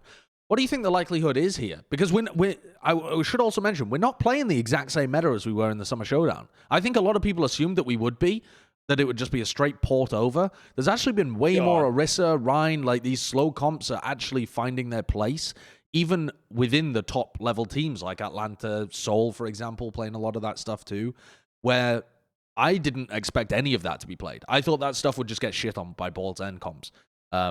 But it seems like some people are bringing it back. What's your confidence level in the Chengdu Hunters? I'm making an assessment. I'm going to say Chengdu is probably not the best team because I don't trust that team on anything that's not highly mobile. That's my big, if it's not Ball and if it's not Winston, I don't want Chengdu Hunters playing it, honestly. More, especially when you compare it to other top teams that have like moved into the meta. In fact, the more I've heard, the more Johnny starts to win me over with the Atlanta Reign argument heading into Countdown Cup. Little NA simps. Well, when you think about, I mean, because it's just also the fact that they just feel so complete currently on everything except the ball, but even their ball play is pretty good. It's like, decent, yeah. It's why I've actually been a little upset with them at times where they've tried to stray away from from being on ball a lot when I feel like Gator's ball is actually legitimately good. And like they also are able to follow up on it really well.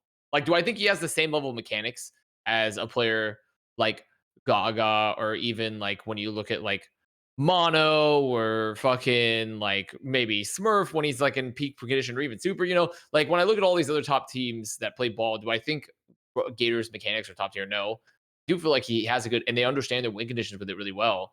So I do like when Reign play it. But overall, the more I think about it, the less confident I am in Chengdu.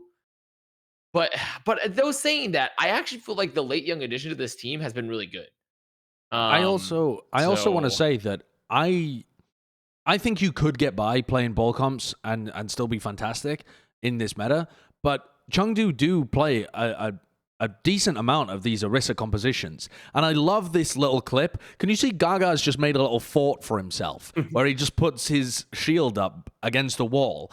I've seen so much of that from Chengdu where the Orisa shield is just, it's not for anyone else. It's just for the Orisa, and they just hide like that so that the front line has got this full kind of, I guess like man in a bubble kind of feel to it.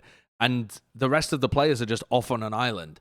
But I think it's a pretty cool style that Gaga plays when he.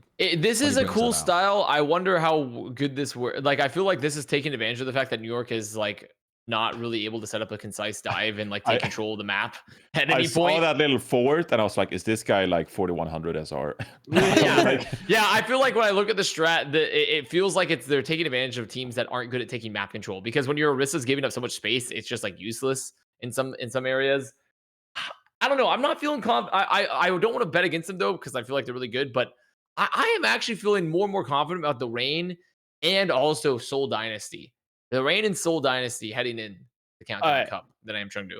I want to come in because I think Chengdu are the favorites for this tournament, because I genuinely believe that, I agree, the Wrecking Ball is starting to get countered by the ideas of playing these Orisa slower comps, like you see Guangbong in here, Lee playing the McCree as well, playing that hit scan. But I think great Pharah play counters that. I think so many teams have moved away from it, and that's going to give Chengdu an advantage. I don't know if the West is going to be able to deal with Jinmu leave playing this composition and they try and play this slow style.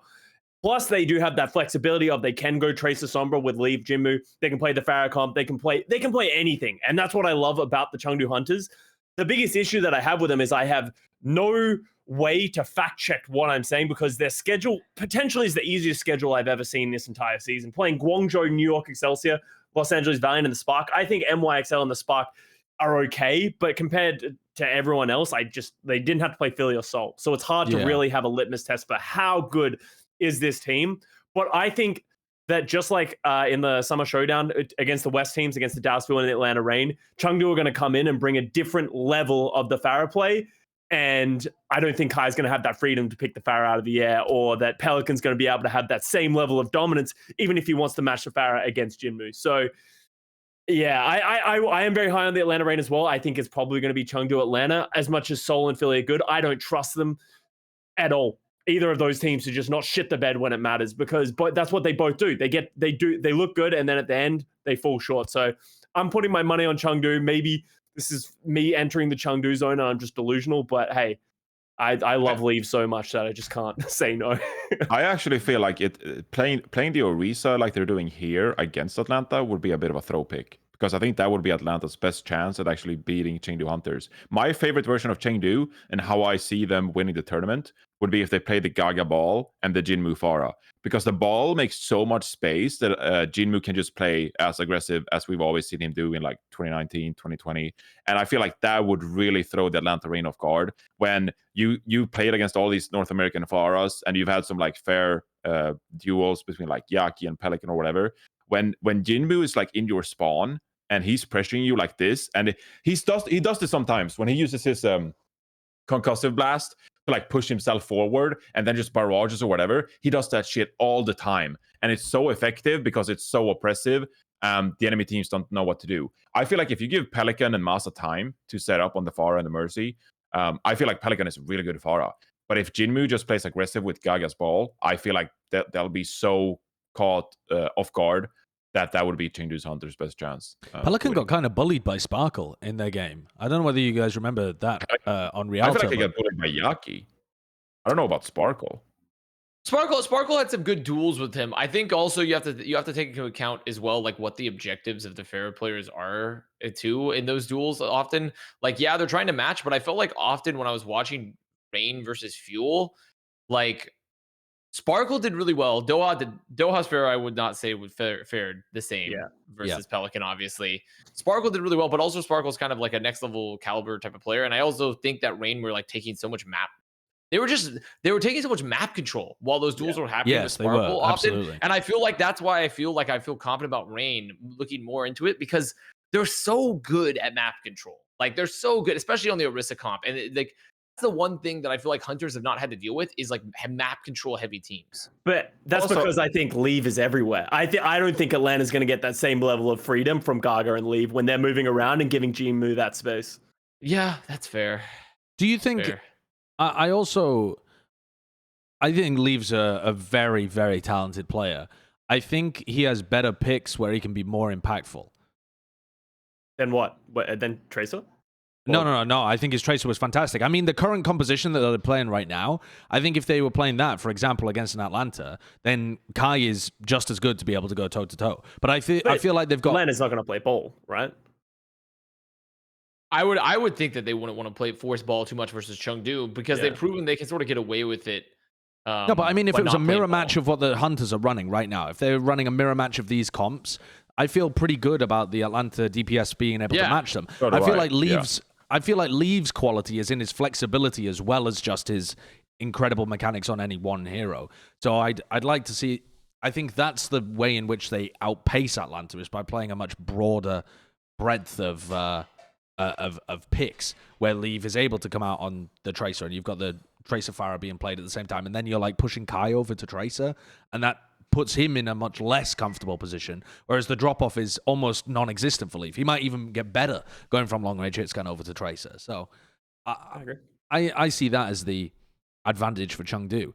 I want to... Go on, Jonathan. Sorry, are you moving on? No, go. I feel like, do you guys feel like the map pool is benefiting some of these slower teams as well? It feels like with these maps, like Havana, Rialto, Blizzard World, they're not strictly slower maps, but you can definitely get away playing some Orisa or Reinhardt if you wanted to. They're not as much dive in certain circumstances, so I feel like come loser's pick, Atlanta might have a bit of an edge. There's no like Gibraltar, you know? Or stuff Hollywood like or something like that, right? Yeah. So I feel like that could also help Atlanta Reign. One thing I'm planning to look into this week before the knockouts is playing BAP versus Ana in some of these Farah compositions. We're not seeing it on the screen right now, but some teams prefer playing the BAP. I know that Iris played some, they played some Mercy BAP, and Dallas, they opted a lot for playing Fielder on the Ana to Nanabu Sparkle. Like how that affects the composition and the playstyle, and if Chengdu Hunters, like would Monk ever swap over to BAP? Probably not. I don't think so. So, like, how would that affect the playstyles, etc.? That's the thing that I was noticing. It seemed like was that teams were really effective at being able to get value from the nanos on attack, but on defense, it felt more valuable to have the Batiste. It feels like the Nano Farah is not an effective tool to defend with because the attacking Farah can just run away, and then you've just wasted your Nano. But as a defending Farah, you can't just leave because otherwise you're giving up all of that map space and you're allowing the rest of your team to get destroyed. So you have much more space to be able to disengage as an attacker rather than a defender. So it feels like the Nano is way more impactful on offense. That was the read I was getting when I was casting the games anyway. For the other teams in APAC though, the reason that I'm not really agreeing yet with the Chengdu Hunters being the best team is because I've been extremely impressed with what the Philly Fusion have brought to the table. And I know that they did get reverse swept by the Seoul Dynasty recently, but I feel like that's another one of those situations where that's not something you should expect to happen in every single match. It's like they're similar to the Seoul Shanghai game that you had, Johnny. This feeling of like the losing team threw the game away. I felt like Philly should have been able to close that game out. So I've been extremely impressed with Fusion. Their backline is fucking bonkers. Alarm and Funny Astro being able to work together now and having that like scrim practice under their belts and having a system that works and playing with Hopper, this is the best backline in the league currently for my money. In this meta, they're just pounding. And Alarm's been pounding all year. It's just that he hasn't had the coordination around him after the May Melee for him to look fabulous. But you can never doubt Alarm. As soon as the team gets the structure back together, they're going to be shitting on people. So I feel like this meta is very much about, especially with the Ball's End comps, getting your backline into position and then having this vomit of damage coming out from a backline and like almost using them as bait at times too. And I was so impressed with how the Fusion path Alarm and Astro around, create distractions to be able to get them into good positions and then just get insane value out of them too. I thought that they've looked fabulous over their course in the Countdown Cup. Yeah, I mean, I do think they're really good. I think Hotba continues to impress me compared to his previous seasons, and where I thought he was at as an off tank as well. There was no doubting everything, but I'm still not sold entirely on Fusion being like a top tier team, because it just seems like they just, like Custa said, shit the bed. They just shit the bed occasionally, and like that's the big thing. Do I think they have all the pieces there to make a deep run, and have shown at this stage at least that they can compete? Like, yeah, but when I look at when I just look at some of the scary, just how scary Dynasty have been at points playing slower based meta, and also obviously Chengdu is like very like still very good. And then I look at Rain and the ways that they kind of feel like I'm just and just how good they currently look, and their DPS duo being honestly insane. And I think having the Rookie of the Year with Pelican on it, it's just I don't know. I'm not sure about Fusion. I feel like if Fusion makes it, I'm gonna get a lot of shit from Fusion fans. I know I will. They like we've established a long-standing repertoire, little back and forth, me and the Fusion fans, but I'm just not seeing them going deep. How do you feel like Carpe and EQO stacks up against some of the other DPS duos, Sideshow or Custa? I definitely don't think that their strength is in their DPS, and I think that they really. I don't think so. No, I think their strength is absolutely in their backline and with Hopper as well. But I do think that they've been good, and also Carpe's Hanzo has looked way better recently than the glimpses of it in the past. He's always said it's been one of his best heroes. I've never really seen that demonstrated in matches in prior years, or even like at the beginning of this year. I think he tried to play some of it. I can't exactly remember. But in this stage, it has been kind of popping. The reason that I'm not huge on them as well is because we sometimes see them make weird moves, like trying to force EQO on the Genji, and I'm not all the way there on the Sombra play from them yet, too.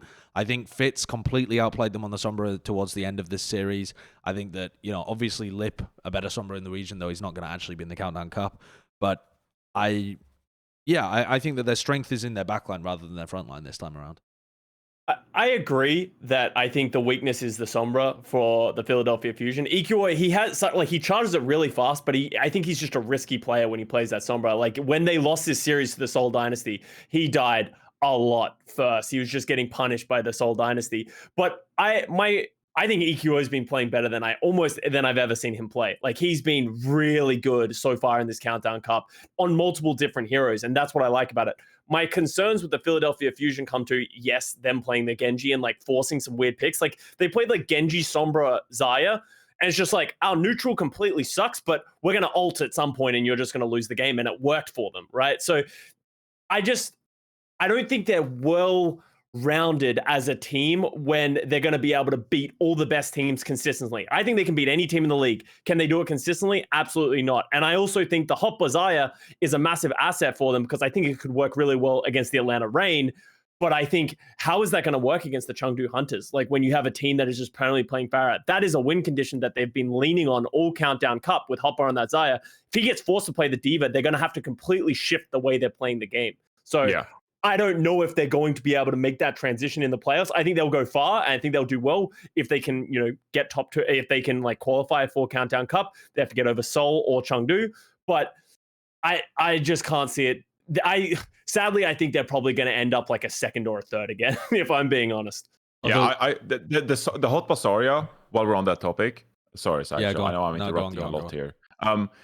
It is one of their weaknesses, in my opinion. Not that it's bad by any means. It's like lights out. And if you watch Hotbus POV on the Zarya, it's phenomenal. Like his damage output and the plays he makes, it's incredible.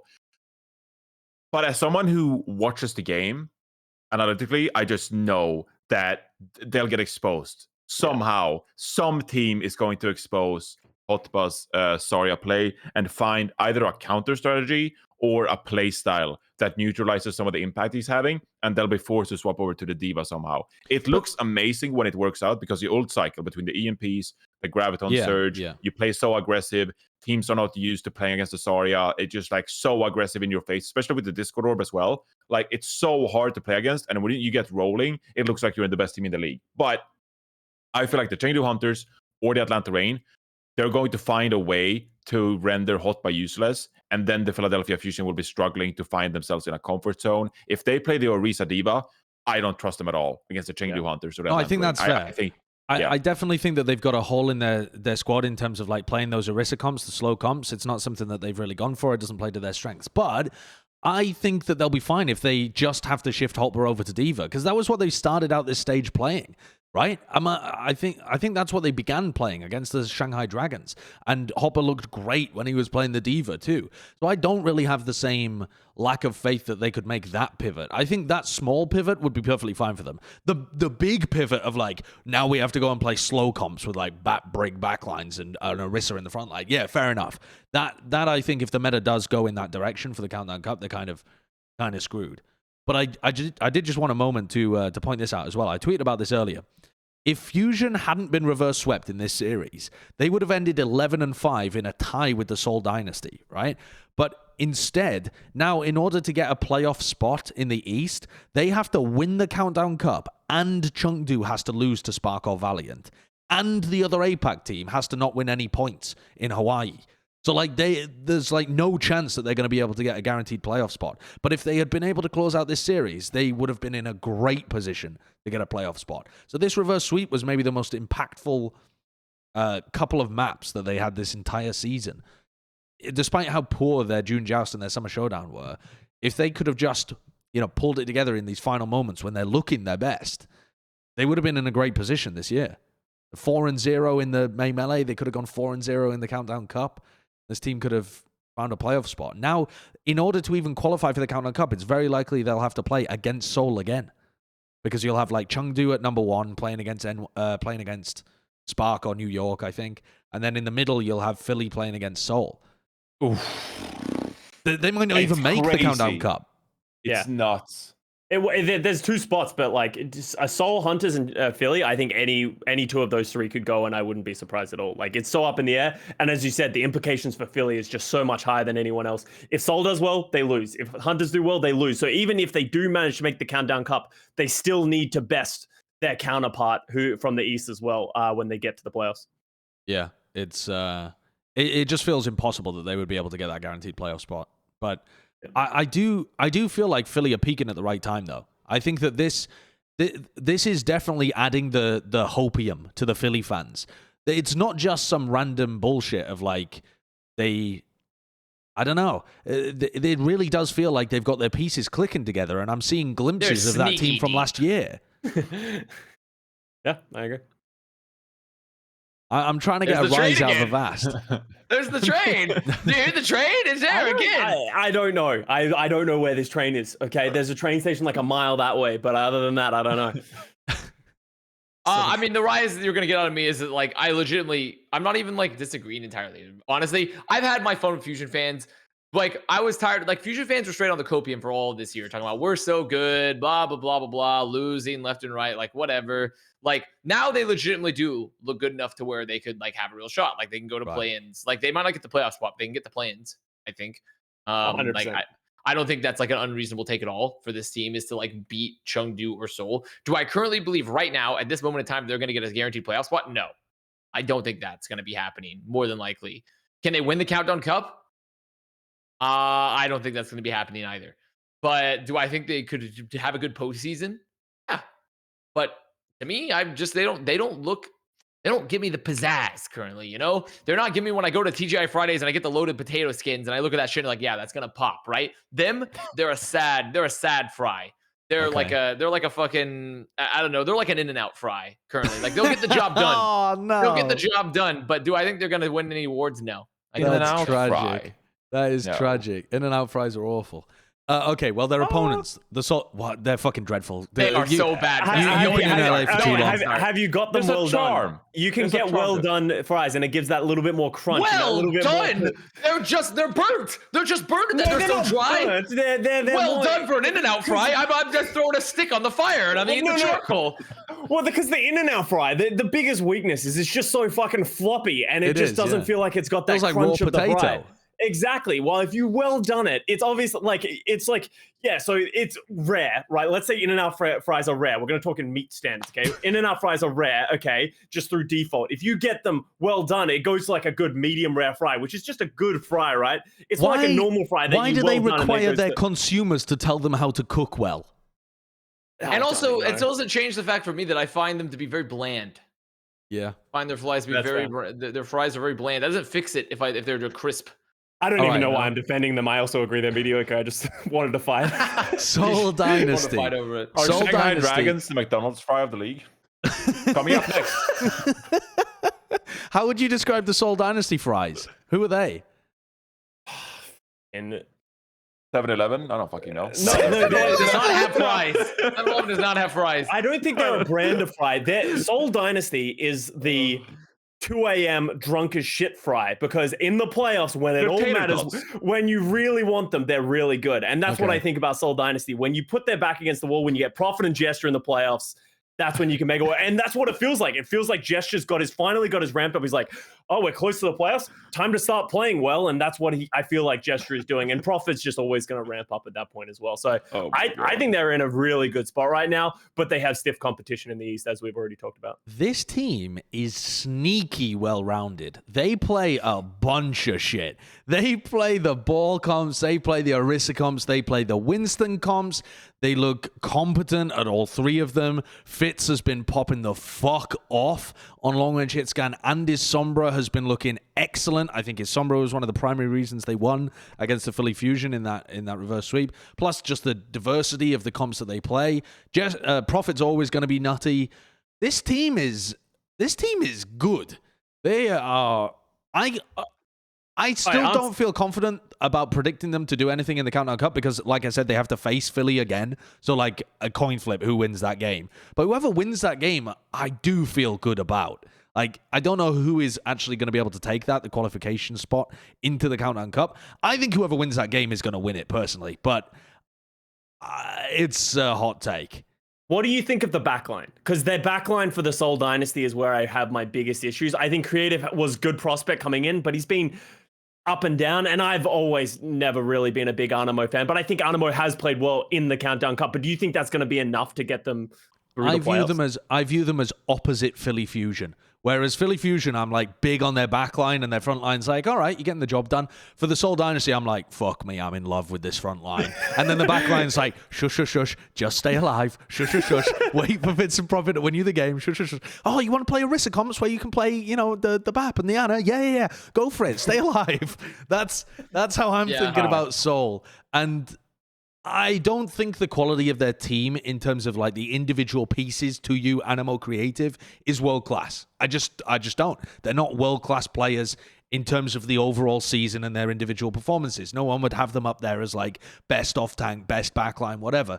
But they're fucking getting the job done, and they are being flexible enough and understanding how to play enough of these different comps that they have various different answers and looks that they can throw at you. I'm going to say something that some people are going to hate, specifically Johnny. Seoul Dynasty are just better Washington Justice to me. They're just like at Washington. They're essentially way better Washington Justice. Oh, you're having this conversation, and I'm sitting here like bloody. Like I'm all bloody from like a fucking, like I've been out in the jungle or something, and you guys are like, oh, they were so lovely, they're looking good, all that. And I'm just like torn. Like I got thorns in my back. Like I'm scratched up, broken leg. That's how I feel. I don't know. I feel like your relationship with Justice would still maybe you'd be like, no. Listen, the potential's all there, right? When the moon's just right, and you look at it at this angle, Justice can win some games. But I do think that this team is pretty much hard carried on by the Fitz Profit. And like when Gesture shows up, I've honestly kind of still been on the Marv 1 ball as opposed to the Gesture ball. No lie. I do think Gesture I feel like especially when they're still trying to force Monkey or the Orisa, I think Gesture is great, but I don't love Gesture's ball still. I don't think Marvel's ball is that great either. I've not been impressed. I don't think with it's that great either, but I prefer it to the Gesture ball at times, is the thing. And so, but they definitely live or die by Profit and Fitz a lot of the times. And I feel like also Orisa comps for this team are great because it's like you talked about, Sideshow. You want Animo and Creative to just be the redheaded stepchild, but they're just sitting there silent. They're just there. They're hanging out.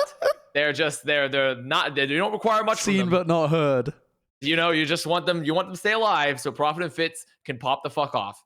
And that's currently how I feel about this team. And personally, right now, I think it's a great meta for them for that, because Fitz has been such an underrated hit scan player for 2 seasons now, realistically. Sure. Yeah. And this is a great meta for hit scan and for Fitz, and Profit is Profit. So I just feel confident about them in more ways than I do like Fusion, where I feel like Fusion honestly is probably a more well-rounded team, but Fitz and Profit just feel like they just feel way better currently. The way I've always thought about Fitz is that he's like he's living in the shadow of Lip on the Shanghai Dragons. Yeah. Because he does a lot of the same. To say, really? This is just a shitty Shanghai Dragons, and you guys are already hyping them up like so the next we're just gonna keep making like it. So this dynasty, they're not the dynasty. They're just better justice and worse dragons. We just keep comparing them to other teams.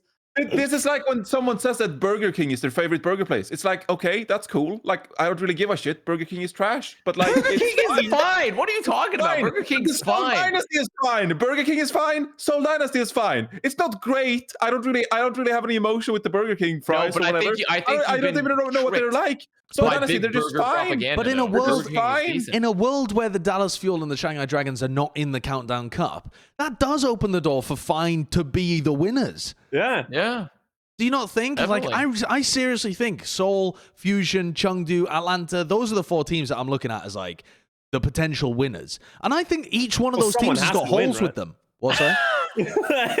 Like you said, like Seoul and Shanghai, Dallas and Shanghai aren't going to be there, so of course one of them's going to win. Like, I do agree with you, Josh. But we're going to see an unprecedented win from one of these teams, and sadly, I think it's who's going to be the finest, right? Like, I think we can all agree that all of them have their own individual holes. They're not as well rounded as your Shanghais or your Dallases, but someone's going to be the finest, and that's what I'm looking for. Who's going to suck less? Because these are all great teams, but they've never been the greatest. I want to see one of these teams be the greatest because they deserve it. Please let it be, Billy. I can get behind Philadelphia Fusion for all the arguments that Sideshow have laid out for the past 30 minutes. It's like the backline is really solid. I can believe in Carpe and EQO, Mano on the ball, Hot Bondessaria. Like, I get that. The Seoul Dynasty, you can't believe. I don't get that same like energy for them. Like, they're just stalling. Like if I'm at a concert waiting for a band, Seoul Dynasty is the band, like pre-band. I'm just like nodding my head, vibing, but like I'm not excited. Seoul Dynasty the same way. Philadelphia Fusion, I am like genuinely hyped for. I'm like, if they hit playoff form, like if they play their best game, Philadelphia Fusion, they could get like second place in the Countdown Cup. Seoul Dynasty, they haven't won a single knockout game the entire season. I'm just like waiting for them to lose. They're due. They're due for it. Absolute. Yeah, I mean, that is definitely gambler's fallacy. But also, you can't argue that Seoul Dynasty are not the most well-rounded team out of those 4. Like, out of the 4 that I mentioned, they're definitely the most well-rounded of those teams. I would consider no. Atlanta, Chengdu, Philly, way more Atlanta and Chengdu are way better. Yeah, they're way more rounded. Come the fuck on. Atlanta have been playing some Rhine comps. If you're telling me that that's what you need to be well-rounded, that's like Seoul would be a kind of team that loses to Rhine comps on like map 1, and then they play it themselves. Yeah, maybe. Just like, okay, maybe. I know and also Seoul picks Rhine Monkey all the time. Like, but I also think that Monkey is the right pick on some of these maps, at least. Like, I think when you're looking at Anubis, you want to be playing Winston comps there. You don't want to be playing like the ball stuff or the Orisa stuff or that kind of shit. I think ball's still fucking pretty good on Anubis.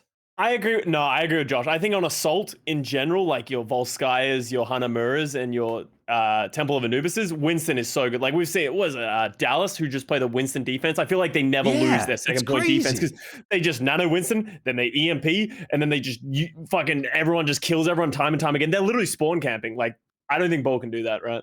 But that's why I like Seoul, is that to me the three comps that I've been most impressed by are obviously the one they're playing right now, this like Ball, Zen, Tracer, Sombra kind of comp, and then the Orisa kind of based stuff where it's slower, more about keeping people alive and slowly taking space and having big hit scan power in your DPS line. I think Seoul look good at that.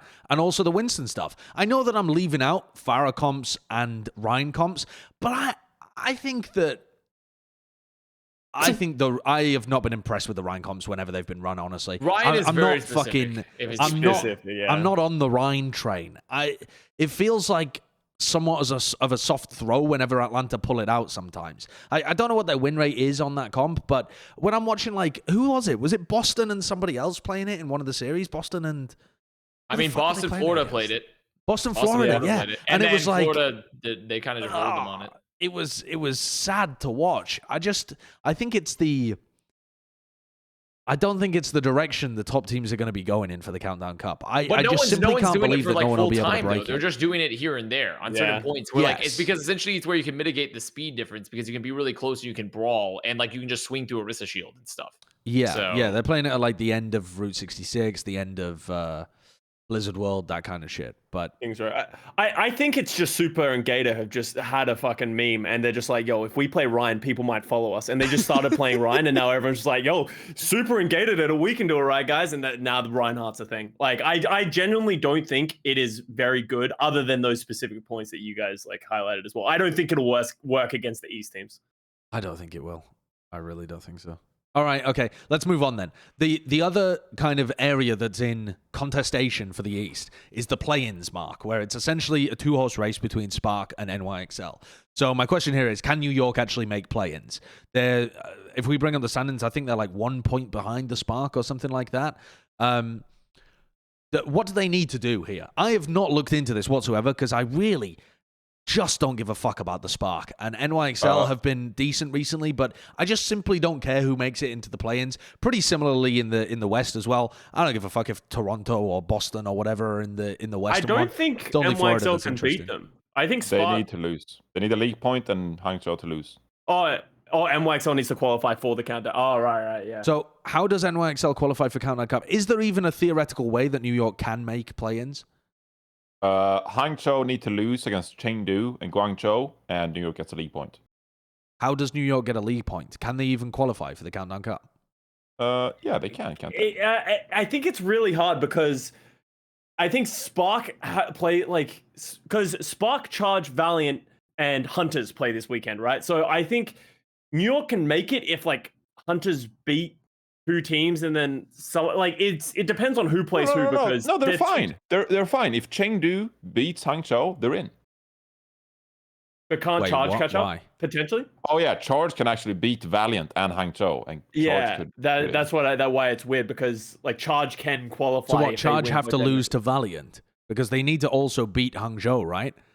So if they won both, they'd be in the Countdown Cup. So they have to lose to Valiant. Is that the condition? They have to do it convincingly as well. They need to win. Why are we talking about Charge? Because they're competing with NYXL for the Countdown Cup. And and New York need a point because if New York don't get a point from the Countdown, well, even then, like New York has to qualify and then win a point. Can we bring up owlstandings.com, Kurt? And just fuck around with some numbers. Is that what you're doing at the moment? Yeah, that's what I'm looking at. Yeah. It's going to be a long show. Have you found a scenario where it happens? All right, so what did you say? Run me through it. So the way that this... go to the regular season to have a look at it first. For any audio listeners here, we've brought up owlstandings.com, which is a simulation, right? You can... the real life is a simulation as well, but if you plug in numbers here into the results... then it'll show you what the league table would look like if those results came true. So we're just going to dick around a bit in the East and see if we can find a way for New York to make it in. Go on, walk us through it, Custa. So we're in the regular season, so we can see the cutoff. NYXL is currently out of the cutoff. They need to catch up to the Hangzhou Spark, right? The only way they catch up to the Hangzhou Spark, because they are at a 7-map differential, even if Spark goes 0-6, NYXL will not get over them, okay? So NYXL needs a league point. So then...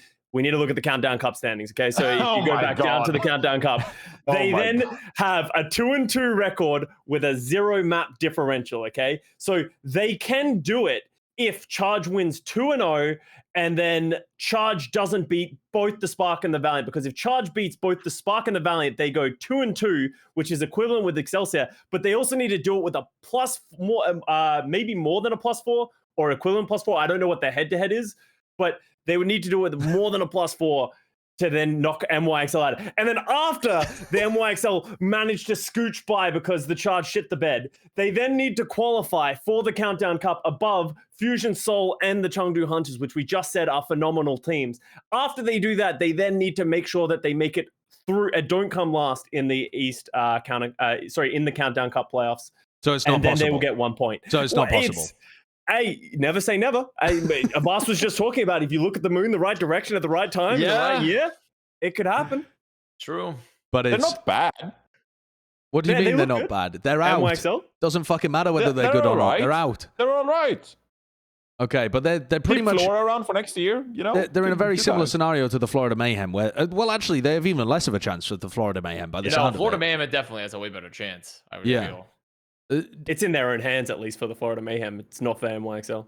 Do you feel like you would want New York in there over the Spark? What's the feelings on that? Like, in terms of we were talking in the Western play-ins about we would want the Mayhem to be in there because we feel like the ceiling is higher. It's fun to watch those players. They're really good players. We'd like to see them actually peak and be some kind of force for the playoffs. What's the thoughts on New York? Would you rather see Spark or NYXL? I'd rather see New York, but you guys are the Spark Sims. Well, I was a can we Spark sim at the trade beginning of the Shy? season. Can we trade Shy to New York, and then I'm happy with New York Yeah. going? I want to see Shy in the playoffs. I don't really care for anyone else on the Spark.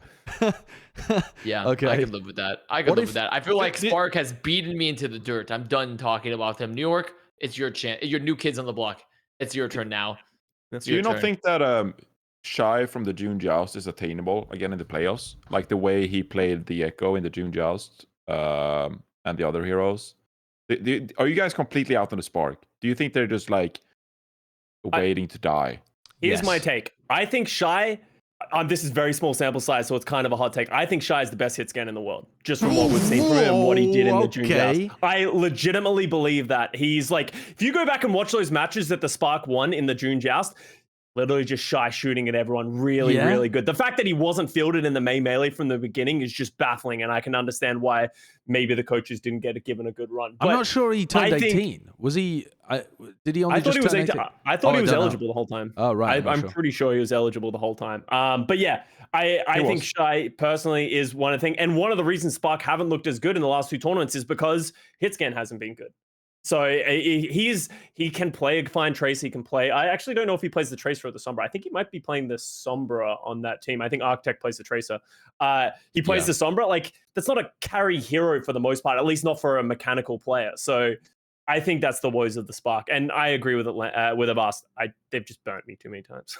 What about if the Spark came out for the playoffs and they were playing a Chinese backline, Ligue is back, they've got all the squad Shut up. together. It's not happening. Shy's Shut popping up. off. No, Architect is back in He's his coping. 2019 playoff Stop form. coping. Oh Yeah, and the my Titans God. and the Titans. When then we invent the time machine, I can see the Titans beat Justice, and then we can see that happen. Huh? What else? What else are we getting? Huh? That's so much cope. That What is are the crazy telltales? cope. That is crazy cope. No, I do think that the Spark are just waiting to die this season. I would love it if they did go on some kind of a run towards the end, but I just don't see it happening. They've been very underwhelming all season. All right. I think whoever takes the 5 seed is going to get knocked out very quickly in the play-ins. Yep, I think that's pretty reasonable. Okay, let's go on to our Plat Chat pick'ems. We've got top 5 matches of the week coming up this week. This is the final week of the regular season, right? Am I right Yep. with that? Yeah, it's It the final is. week of the regular season, Yep. yeah? Okay, Oh, so So you This don't is- do all the pick'ems. You just do Holy 5. shit. You just we decide. we just picked 5, yeah.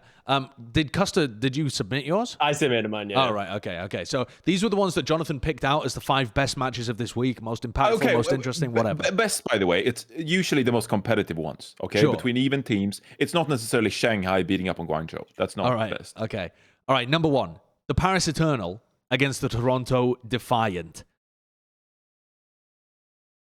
Ooh. Oh, Josh. Last, Okay, Go on. so we all went for Let the Paris Josh, here. Josh is the apart lone from dissident. myself. Let him go. I've got to I've got to admit here, I didn't feel good about this one. I didn't feel good. I went back and forth on it a number of times, and I don't feel good about predding either team. Here's my logic. Here's my reasoning. I kind of liked the way that Defiant was setting up some of their offensive team fights. They had some level of decent coordination between their players. And I just couldn't believe that Paris threw away their game against Boston. I just couldn't believe that they threw their game away. And the reliance on the Farah, at this point, most teams are moving away from it or only playing it in specific scenarios. And I just don't know. I just don't know how I'm going to... So for audio listeners, Sideshow has predicted Toronto Defiant, and me, Custa, and Avast have predicted the Paris Eternal.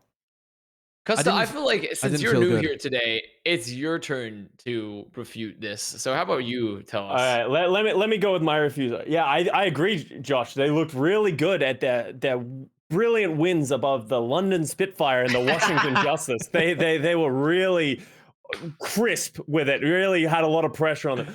I think the Paris Eternal got hard countered by Boston. I agree. This is only a hard prediction because Paris lost to the Boston Uprising. So it's like, it was Paris just... Otherwise, I would have gone for Paris easily. No problem. Yeah. But I think Boston, their best gameplay was when they played the Wrecking Ball. They had Punk on that Diva. They were countering the Pharah. I think they were playing really well. And then Boston started shitting the bed and playing all these other comps. I think that was more Boston playing well rather than Paris playing heavily down. I think it is a close series, but I really like how Paris just plays the game. I think they understand win conditions really well. I think they understand metas. And I hope that they understand that they can't just win games playing Pharah only anymore. And if it starts getting countered, just go down with that ship. I mean, yeah, if the Pharah does get played, Michelle had a fucking hell of a week. I feel like actually. The big thing that I was impressed about with the Defiant was that they had a clear game plan, which was stop Decay from getting any value whatsoever, and the Justice will crumble. I feel like you can come up with some level of game plan like that against Paris, where you know exactly what you're doing if Naga's playing the Pharah. Like, I feel very confident that Michelle and the rest of the Defiant will have a good game plan against Paris's Pharah gameplay. Where it goes outside of that, I have no fucking idea. I don't feel confident about this one. I just fucking sent it. The fact that the Toronto Defiant aren't even in the conversation to potentially make the play-ins in North America is truly saddening to my heart. It is truly saddening to my heart because I feel like every time I look at them, it's like that one monster where every time or it's like that superhero where like their superpower is when you look at them, you forget everything that you just saw, and that's Toronto Defiant. And like that's been their entire season for me. So Toronto have had that in previous years as well. They've been maybe the most boring, like least talked about organization in the whole of the Overwatch League. But it's even worse because they used to do some funny shit. Like they had like the Ivy grab or whatever in like season 2. Yeah. Or so, and, like they had some funny shit happen. And then but this year it's even worse because their roster is legitimately looks and coaching staff should have been pretty good. And it's just black hole of sadness. Okay. Moving on to our next match. We've got this one's a doozy. We talked about it earlier on. Florida Mayhem playing against the Houston Outlaws. Oh, boy. Oh, and we're split 2 and 2. There it Custa is. and Sideshow going for the Texas team.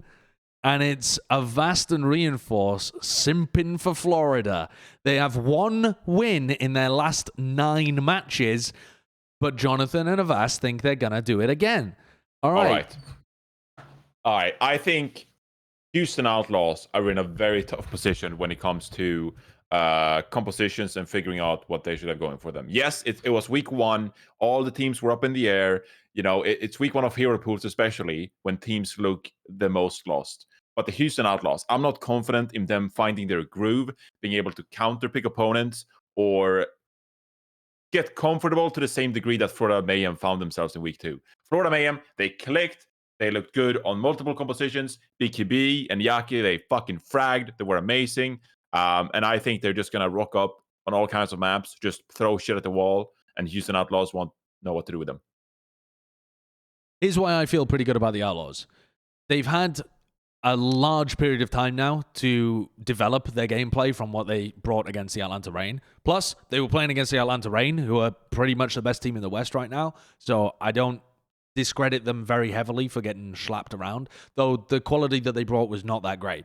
I also think, though, that with the time they've had since that match, they can see the development of the meta. The addition of Hanzo that a lot of people have been playing fits perfectly into Happy's game plan. If they want to run more Dreamer, Dreamer's been able to play Orisa for them in the past, Winston on certain maps, and be able to play the ball. That's the direction that I would be going in, even though Django, could theoretically come out and play Rhine or Ball or whatever for them. Dreamer seems like he would be a good option for them here. They've had enough time to get Juby up to scratch with the meta, so they don't need to have these holes in their backline anymore. I feel pretty good about Pred in the Outlaws. I simply can't give Mayhem this I'm I'm not buying into the whiplash from the Mayhem, basically. I think that if you've been losing the last 7, 8 games in a row, you're more likely to continue pissing about a little rather than instantly be back to a top level. I think just you're going to don't have some see it. shakiness. Because you make your prediction based on the fact that Houston have improved and they will look better this time and they've used their practice time well. Yeah. I don't know what the peak Houston Outlaws look like in the Countdown Cup. Like I don't know what they'll come out and play and look amazing at.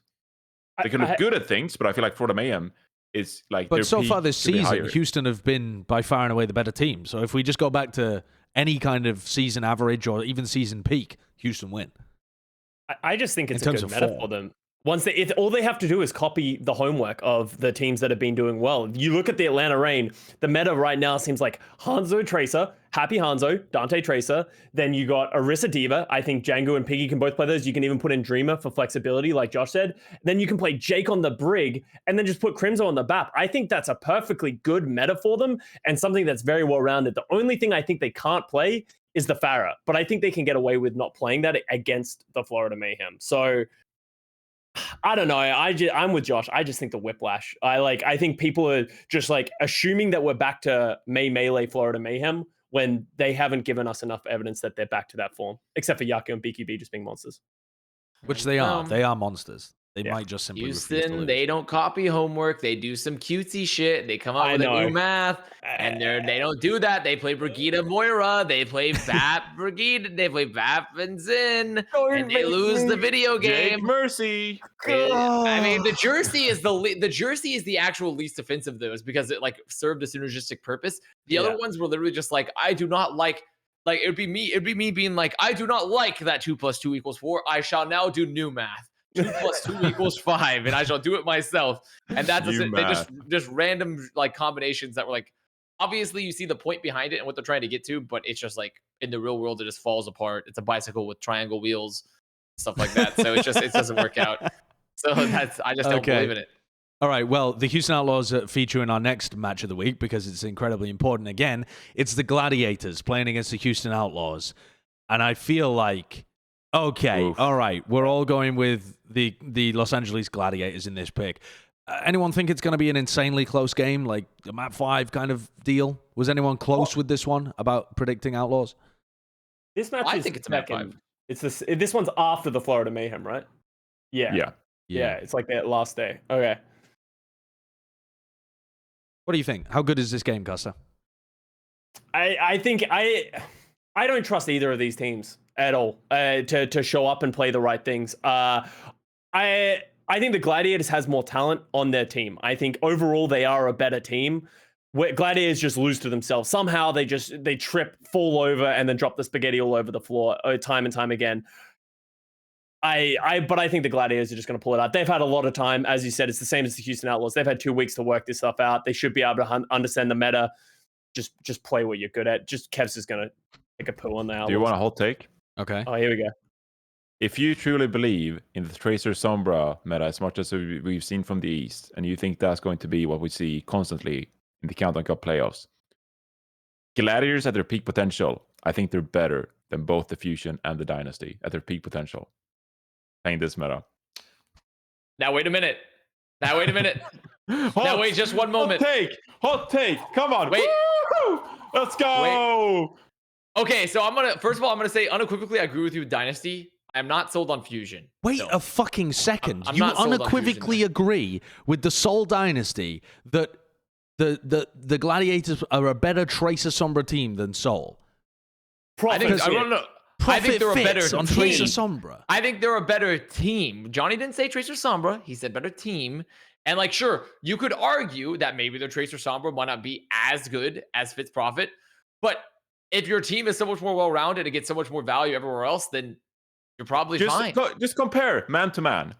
Creative versus Shu.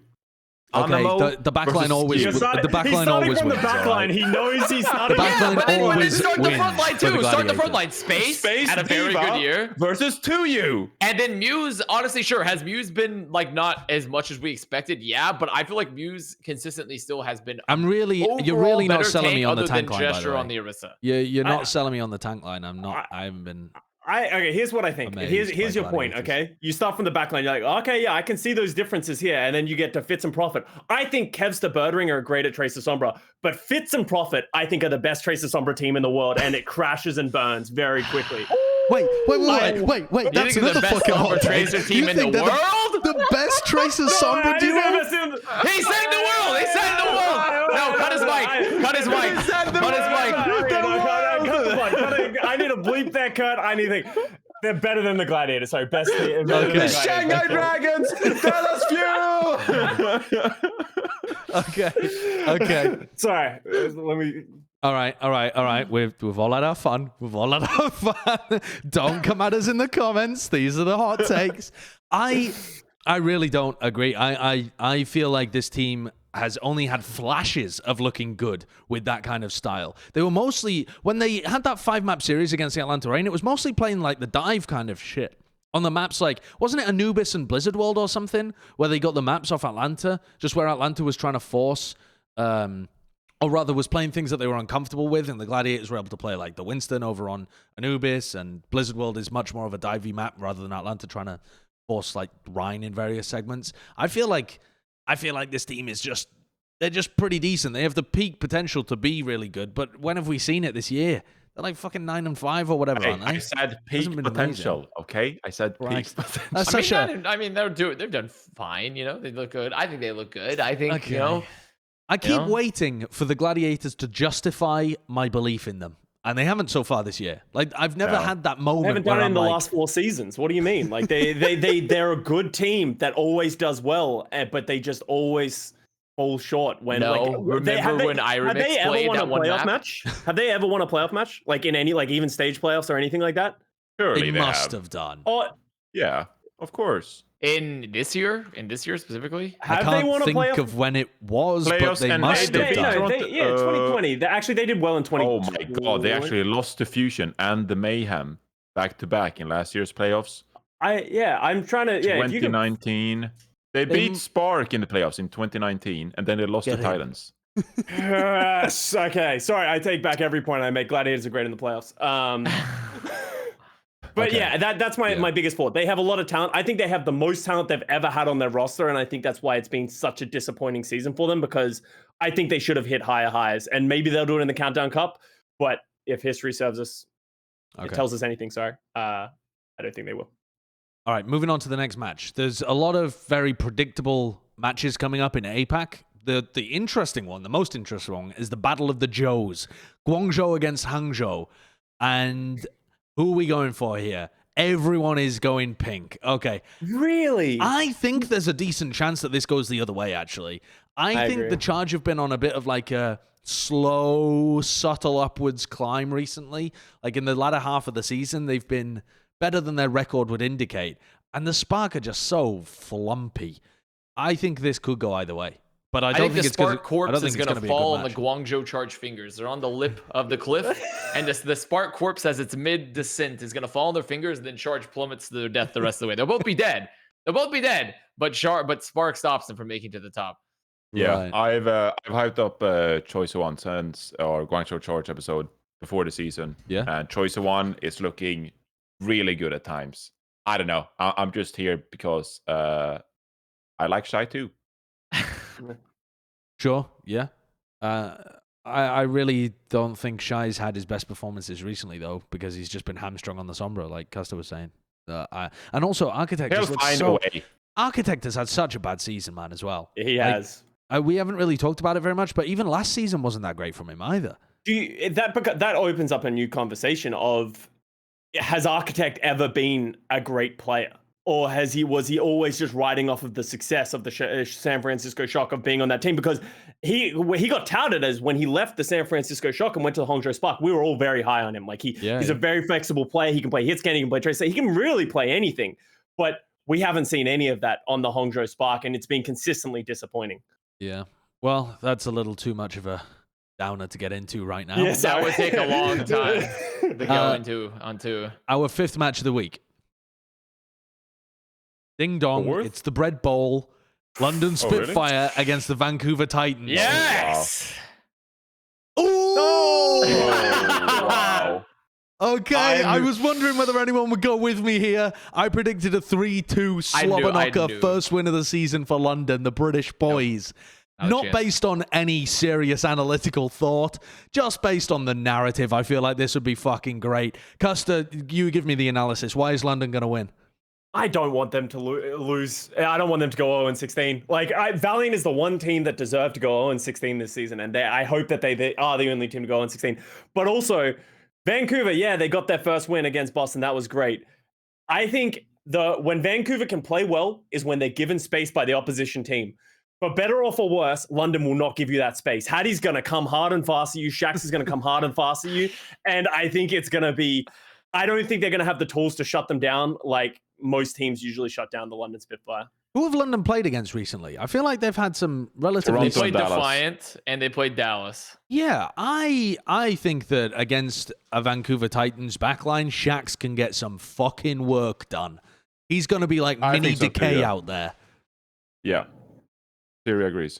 I think you're right, and that is the argument. But by the way, I'm 100% reserving my right to flip-flop to the London Spitfire. Dude, I'm so tired of this shit. Dude, I'm about to get those Achilleos flip-flops, the Johnny flip-flops that he made. I'm about to get those made. I'm about to go get those made. If anyone pays attention, I've flip-flopped pretty much every Plat Chat prediction the entire season, and it's just now starting to flourish here in stage 4. I flip all the time. But yes, Shax is the best argument. The way I really pictured this match was, like Custa has mentioned several times before, who's going to drop the spaghetti the hardest? This is Gladiators Washington all over again in the shittiest way possible. I think when I look at these teams, I look at FRD and who he is at off-tank, and I'm like, yeah, he'll probably show up and just be like, fuck it, let's play some games for his London Spitfire. Same with like Dalton, he'll just turn up. Like Chunksick will probably try his heart out, like really believe that this is his match of his career. And I just see like Hardy bumping into walls on Wrecking Ball and just accidentally rolling off the map. I just feel like Vancouver Titans will show up to this map and just like have a carelessness that the London Spitfire will end up like just dropping the spaghetti because they're overthinking it, they're trying too hard. Yeah, I think Titans, they're the masters of the carbohydrates at this point. They can't drop the spaghetti. They know their way around some carbs. Like, there's just no way they drop the spaghetti now. On top of that, Titans have tasted victory. Spitfire, they're still in the dark. They're in the pit, like in Batman Rises, like when the Dark Knight Rises, and he's trying to climb out after his back's been broken. There's not a chance. Not a chance that back's healed at all. I don't see it happening. The Titans know what it's like to win now. And all they fucking need is if they just don't, I feel like if they just don't play Pharah. I feel like if they just don't play Pharah, if they just play the Sombra, I think they will just straight win this match because the Blase Sombra is not inspirational currently. It is not inspiring me. No. And the Linkser Sombra actually okay-ish with the Dalton Tracer. I feel like their synergy is there. I'm actually liking where they're looking. And plus, I'm going to give another caveat. This is a Justice match too, and why I'm pissed off. Fury had felt like Fury had been like someone had been mind controlling Fury to be a bad player for the past couple matches for a while now. He wasn't though. But no, he would no. Fury had forgotten a backline existed for like 8 matches in a row. Fury had not once. He had like Peel. What is this? A banana? Not a chance. Like every time.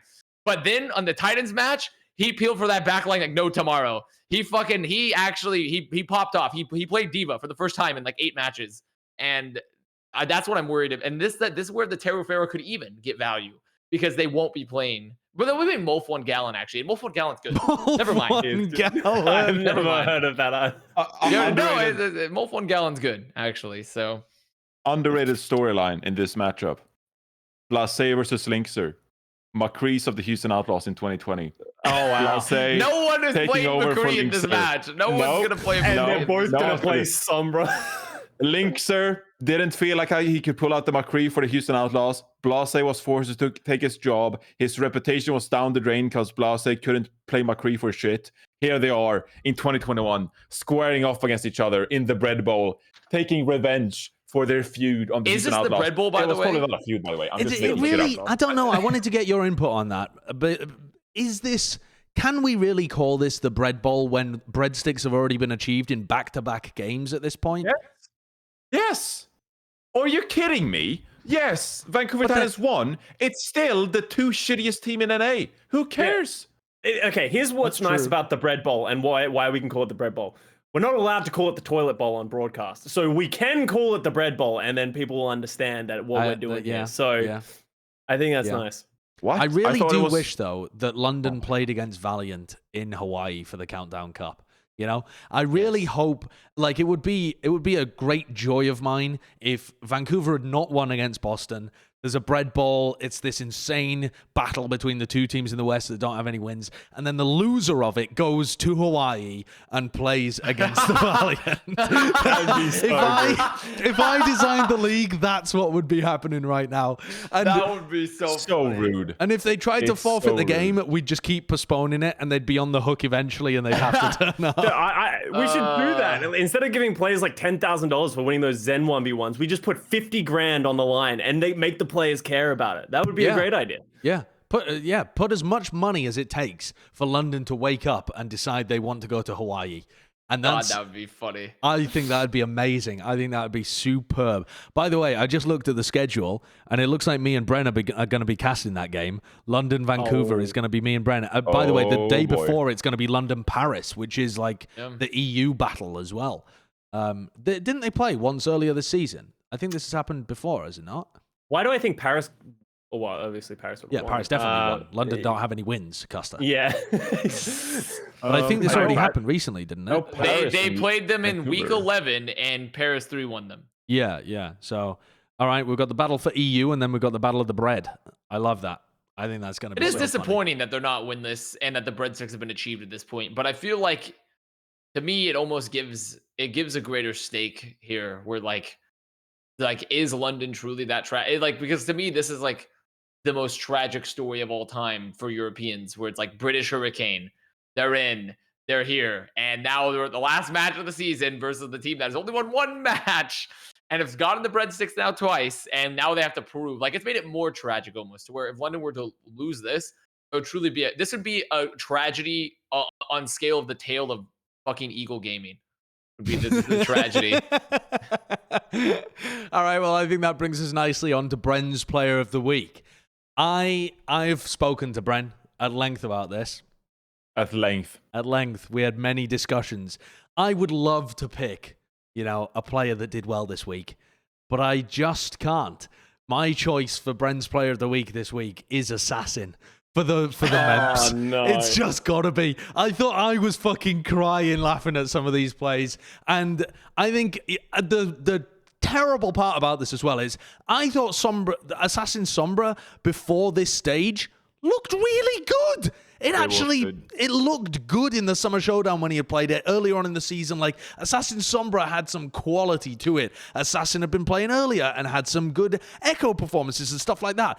And it just feels like in the Countdown Cup, he lost the fucking plot. Like, he just got Men in Black wiped, and his just brain has evaporated from his body, and now he just doesn't understand how to play the video game.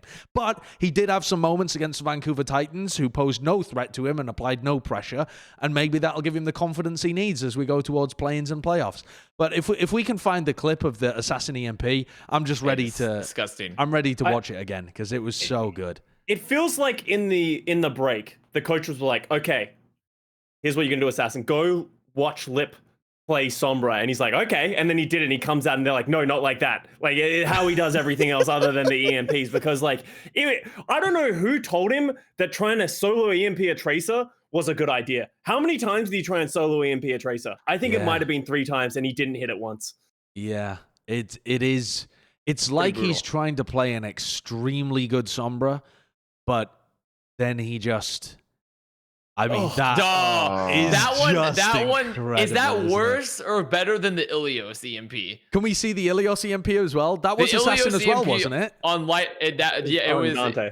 It was versus Dante, and that's where the Mimp was born. The best I think. part about that EMP, I find, is that his teammate is looking at him. Like, we're not at a free cam. It's one of his teammates turning around, seeing him just like fucking T-pose in the air, like, and oh my god, it's No wonder why Decay fucking ran out of that room after the match. He saw that and was like, fuck me. God, I'll tell you what though, if Assassin had hit that EMP and it had landed onto a Spire, and Decay goes in and he gets the 1v1 kill, that's Oh no! everyone's... Oh no! Oh no! This is bullying. I feel bad. This is bullying. How have we come to this point, The thing is, though, he is a good player. It's just he's fucking lost the plot in the last couple of weeks. It's got a case of the yips, but we can get over it. Yeah, it's fine. Maybe. I hope he can. I mean, someone needs to help him get over it, because it is the reason I've given him the player of the week, though, is because he isn't just a trash player. He's a good player that's lost his form, but the way in which he's lost his form is so fucking funny. It really is like so entertaining just watching Assassin play, and I don't know. I love to mold, and he's given me the perfect opportunity to mold many, many times so far this week. So. If you said to that point, just to like understroke, like how you're right. Like if you told me before the season that Assassin was going to be a Rookie of the Year candidate, I would have completely signed me up. Like, guys was an absolute beast on Runaway, and he can totally fulfill that still. Like he can still be that player. So yeah, a shitty stage. I still believe in this kid. I don't think he'd be Rookie of the Year at this point, but I do think no. But like, no. Well, no, they're out. No. No. By the way, Rookie of the Year is only for the regular season, so they're fucking done. It doesn't matter what they do in the playoffs. No, I'm saying the potential. Like next year, Assassin could pop off. Like it's fine. Maybe. Won't be Rookie of the Year though. But that's true. Also, by the way, this is like the weird tag on because we're at the end of the episode. Dallas just announced that Pine is in North America. He's here. They put a video out. He's finally here.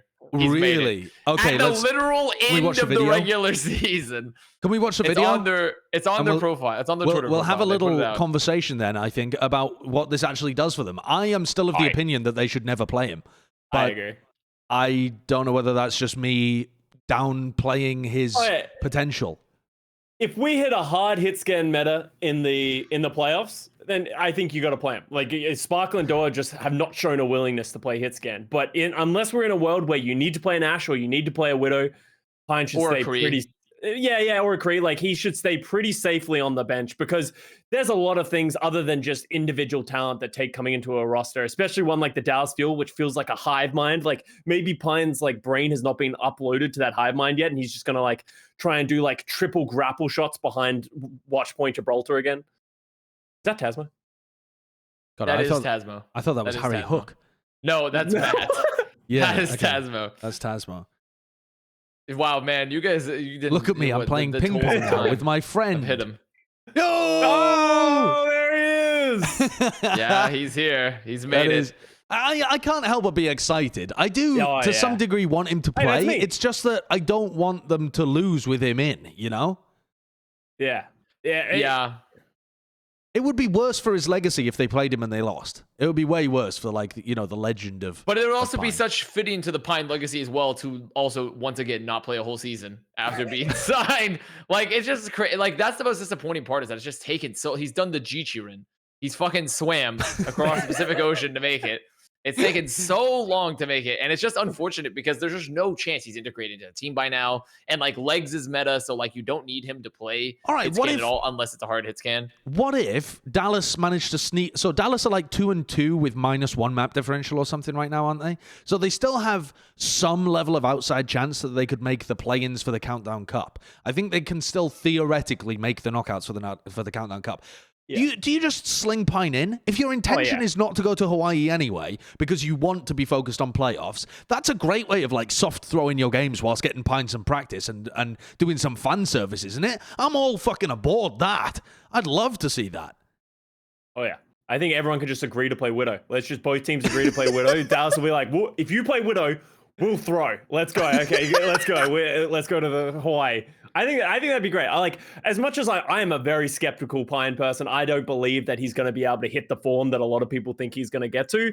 But I would love to see him hit it. Like, I think he's such a lovable guy. I think you've all talked to him at some point. He's a really nice guy. He's a great player, and he's been around since the dawn of time of Overwatch. So, I hope we get to see him at some point. Yeah. Wait, what are you guys talking about? They're not even playing this weekend. They could be, though. No, sorry, not this weekend, but for the Countdown Cup play-ins, the knockouts. Oh, for the knockouts. They theoretically could still get in. It's like, it's quite unlikely because they got battered by Atlanta, but it's like, it is theoretically still possible. I think some weird shit has to happen, but they could still sneak in that final slot. I think it relies on like Houston getting owned by Gladiators and Mayhem, something like that, so that they drop out. But yeah, it is possible. We have been seeing some long-range hit scan in this meta too. Like Kai's been playing a bunch Oh of my it. god, how long is this podcast gonna be, mate? Can we All save right, some all soldier right. talk for next week? Jesus Okay. Christ. Let's say We haven't even hit 3 hours yet. I don't think. I don't even think we've hit that mark yet. No, you're right. Good. That's a good thing. You're right.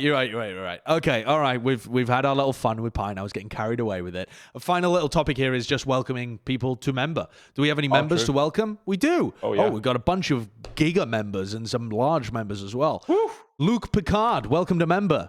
Welcome to Cuckoo member. Pigeon, welcome to Giga, Giga member. member. Giga member. Thank Giga you, Cuckoo member. Pigeon. Thank you, Pigeon. What's a Adithya BK, Yeah. welcome to large Welcome member. Large member. Duran Welcome to large 000, welcome to large member. Large member. The large member. Von Wellenreiter. Yeah, you Welcome to nailed member. it. Yeah, I think you great. nailed it. Welcome to Yeah. member. Welcome to member. member. Spaceman Riff, welcome to large member. Welcome to large member. Richard Large. Graham, welcome to member. And Eddie, member. welcome to large Welcome member. to large member. Welcome to large member. Thank you. Appreciate everybody supporting the podcast as well, helping us be able to do our stuff. Like we said, we do have an intention of doing the Q&A and hot takes thing. I think we'll try and record a separate video for that coming up soon. Now that we're into August, just need to get around to actually organizing it and scheduling it. So we'll do that at some point shortly. So all that remains is for me to tell you to subscribe to the channel and follow us on Twitter at Plat Chat Podcast. And thank you, Custa, for coming along this week and being a guest, replacing Thanks for having Matt. me on. Yeah, That was fun. No one likes Matt, so it's good to be here. Oh, by the way, while we had you as a guest, we should have held you accountable for some of the shit that you did to our fucking power rankings in the preseason. But some of the stuff that you did was boost the Atlanta Reign all the way up. So you are a fucking genius. I boosted Atlanta Reign all the way up. You guys wanted to put Houston Outlaws like 16th. I think I boosted Florida Mayhem up way too high, and they just went 0-8. But I had some good. I actually had some good No, reasons. you did not boost Mayhem because I mauled it at your rankings that Mayhem was so low, but then it worked out inverse for me. So Yeah, Wait, maybe- well, you were really high on the Toronto Defiant, weren't you, coming in? I was, and that did not go well. That went poorly for me. Okay. The best part about this podcast has been Avast and his lack of suppression. Like, he yells and just sounds like Moxie the entire episode. It's been great. I don't know. I mean, I just don't have an audio engineer. I don't know. I need an audio engineer over here. I can't I'm fucking grug. I'm grug as shit. I can't do this. Well, all right. We will see you next time, potentially for episode 100. See you then.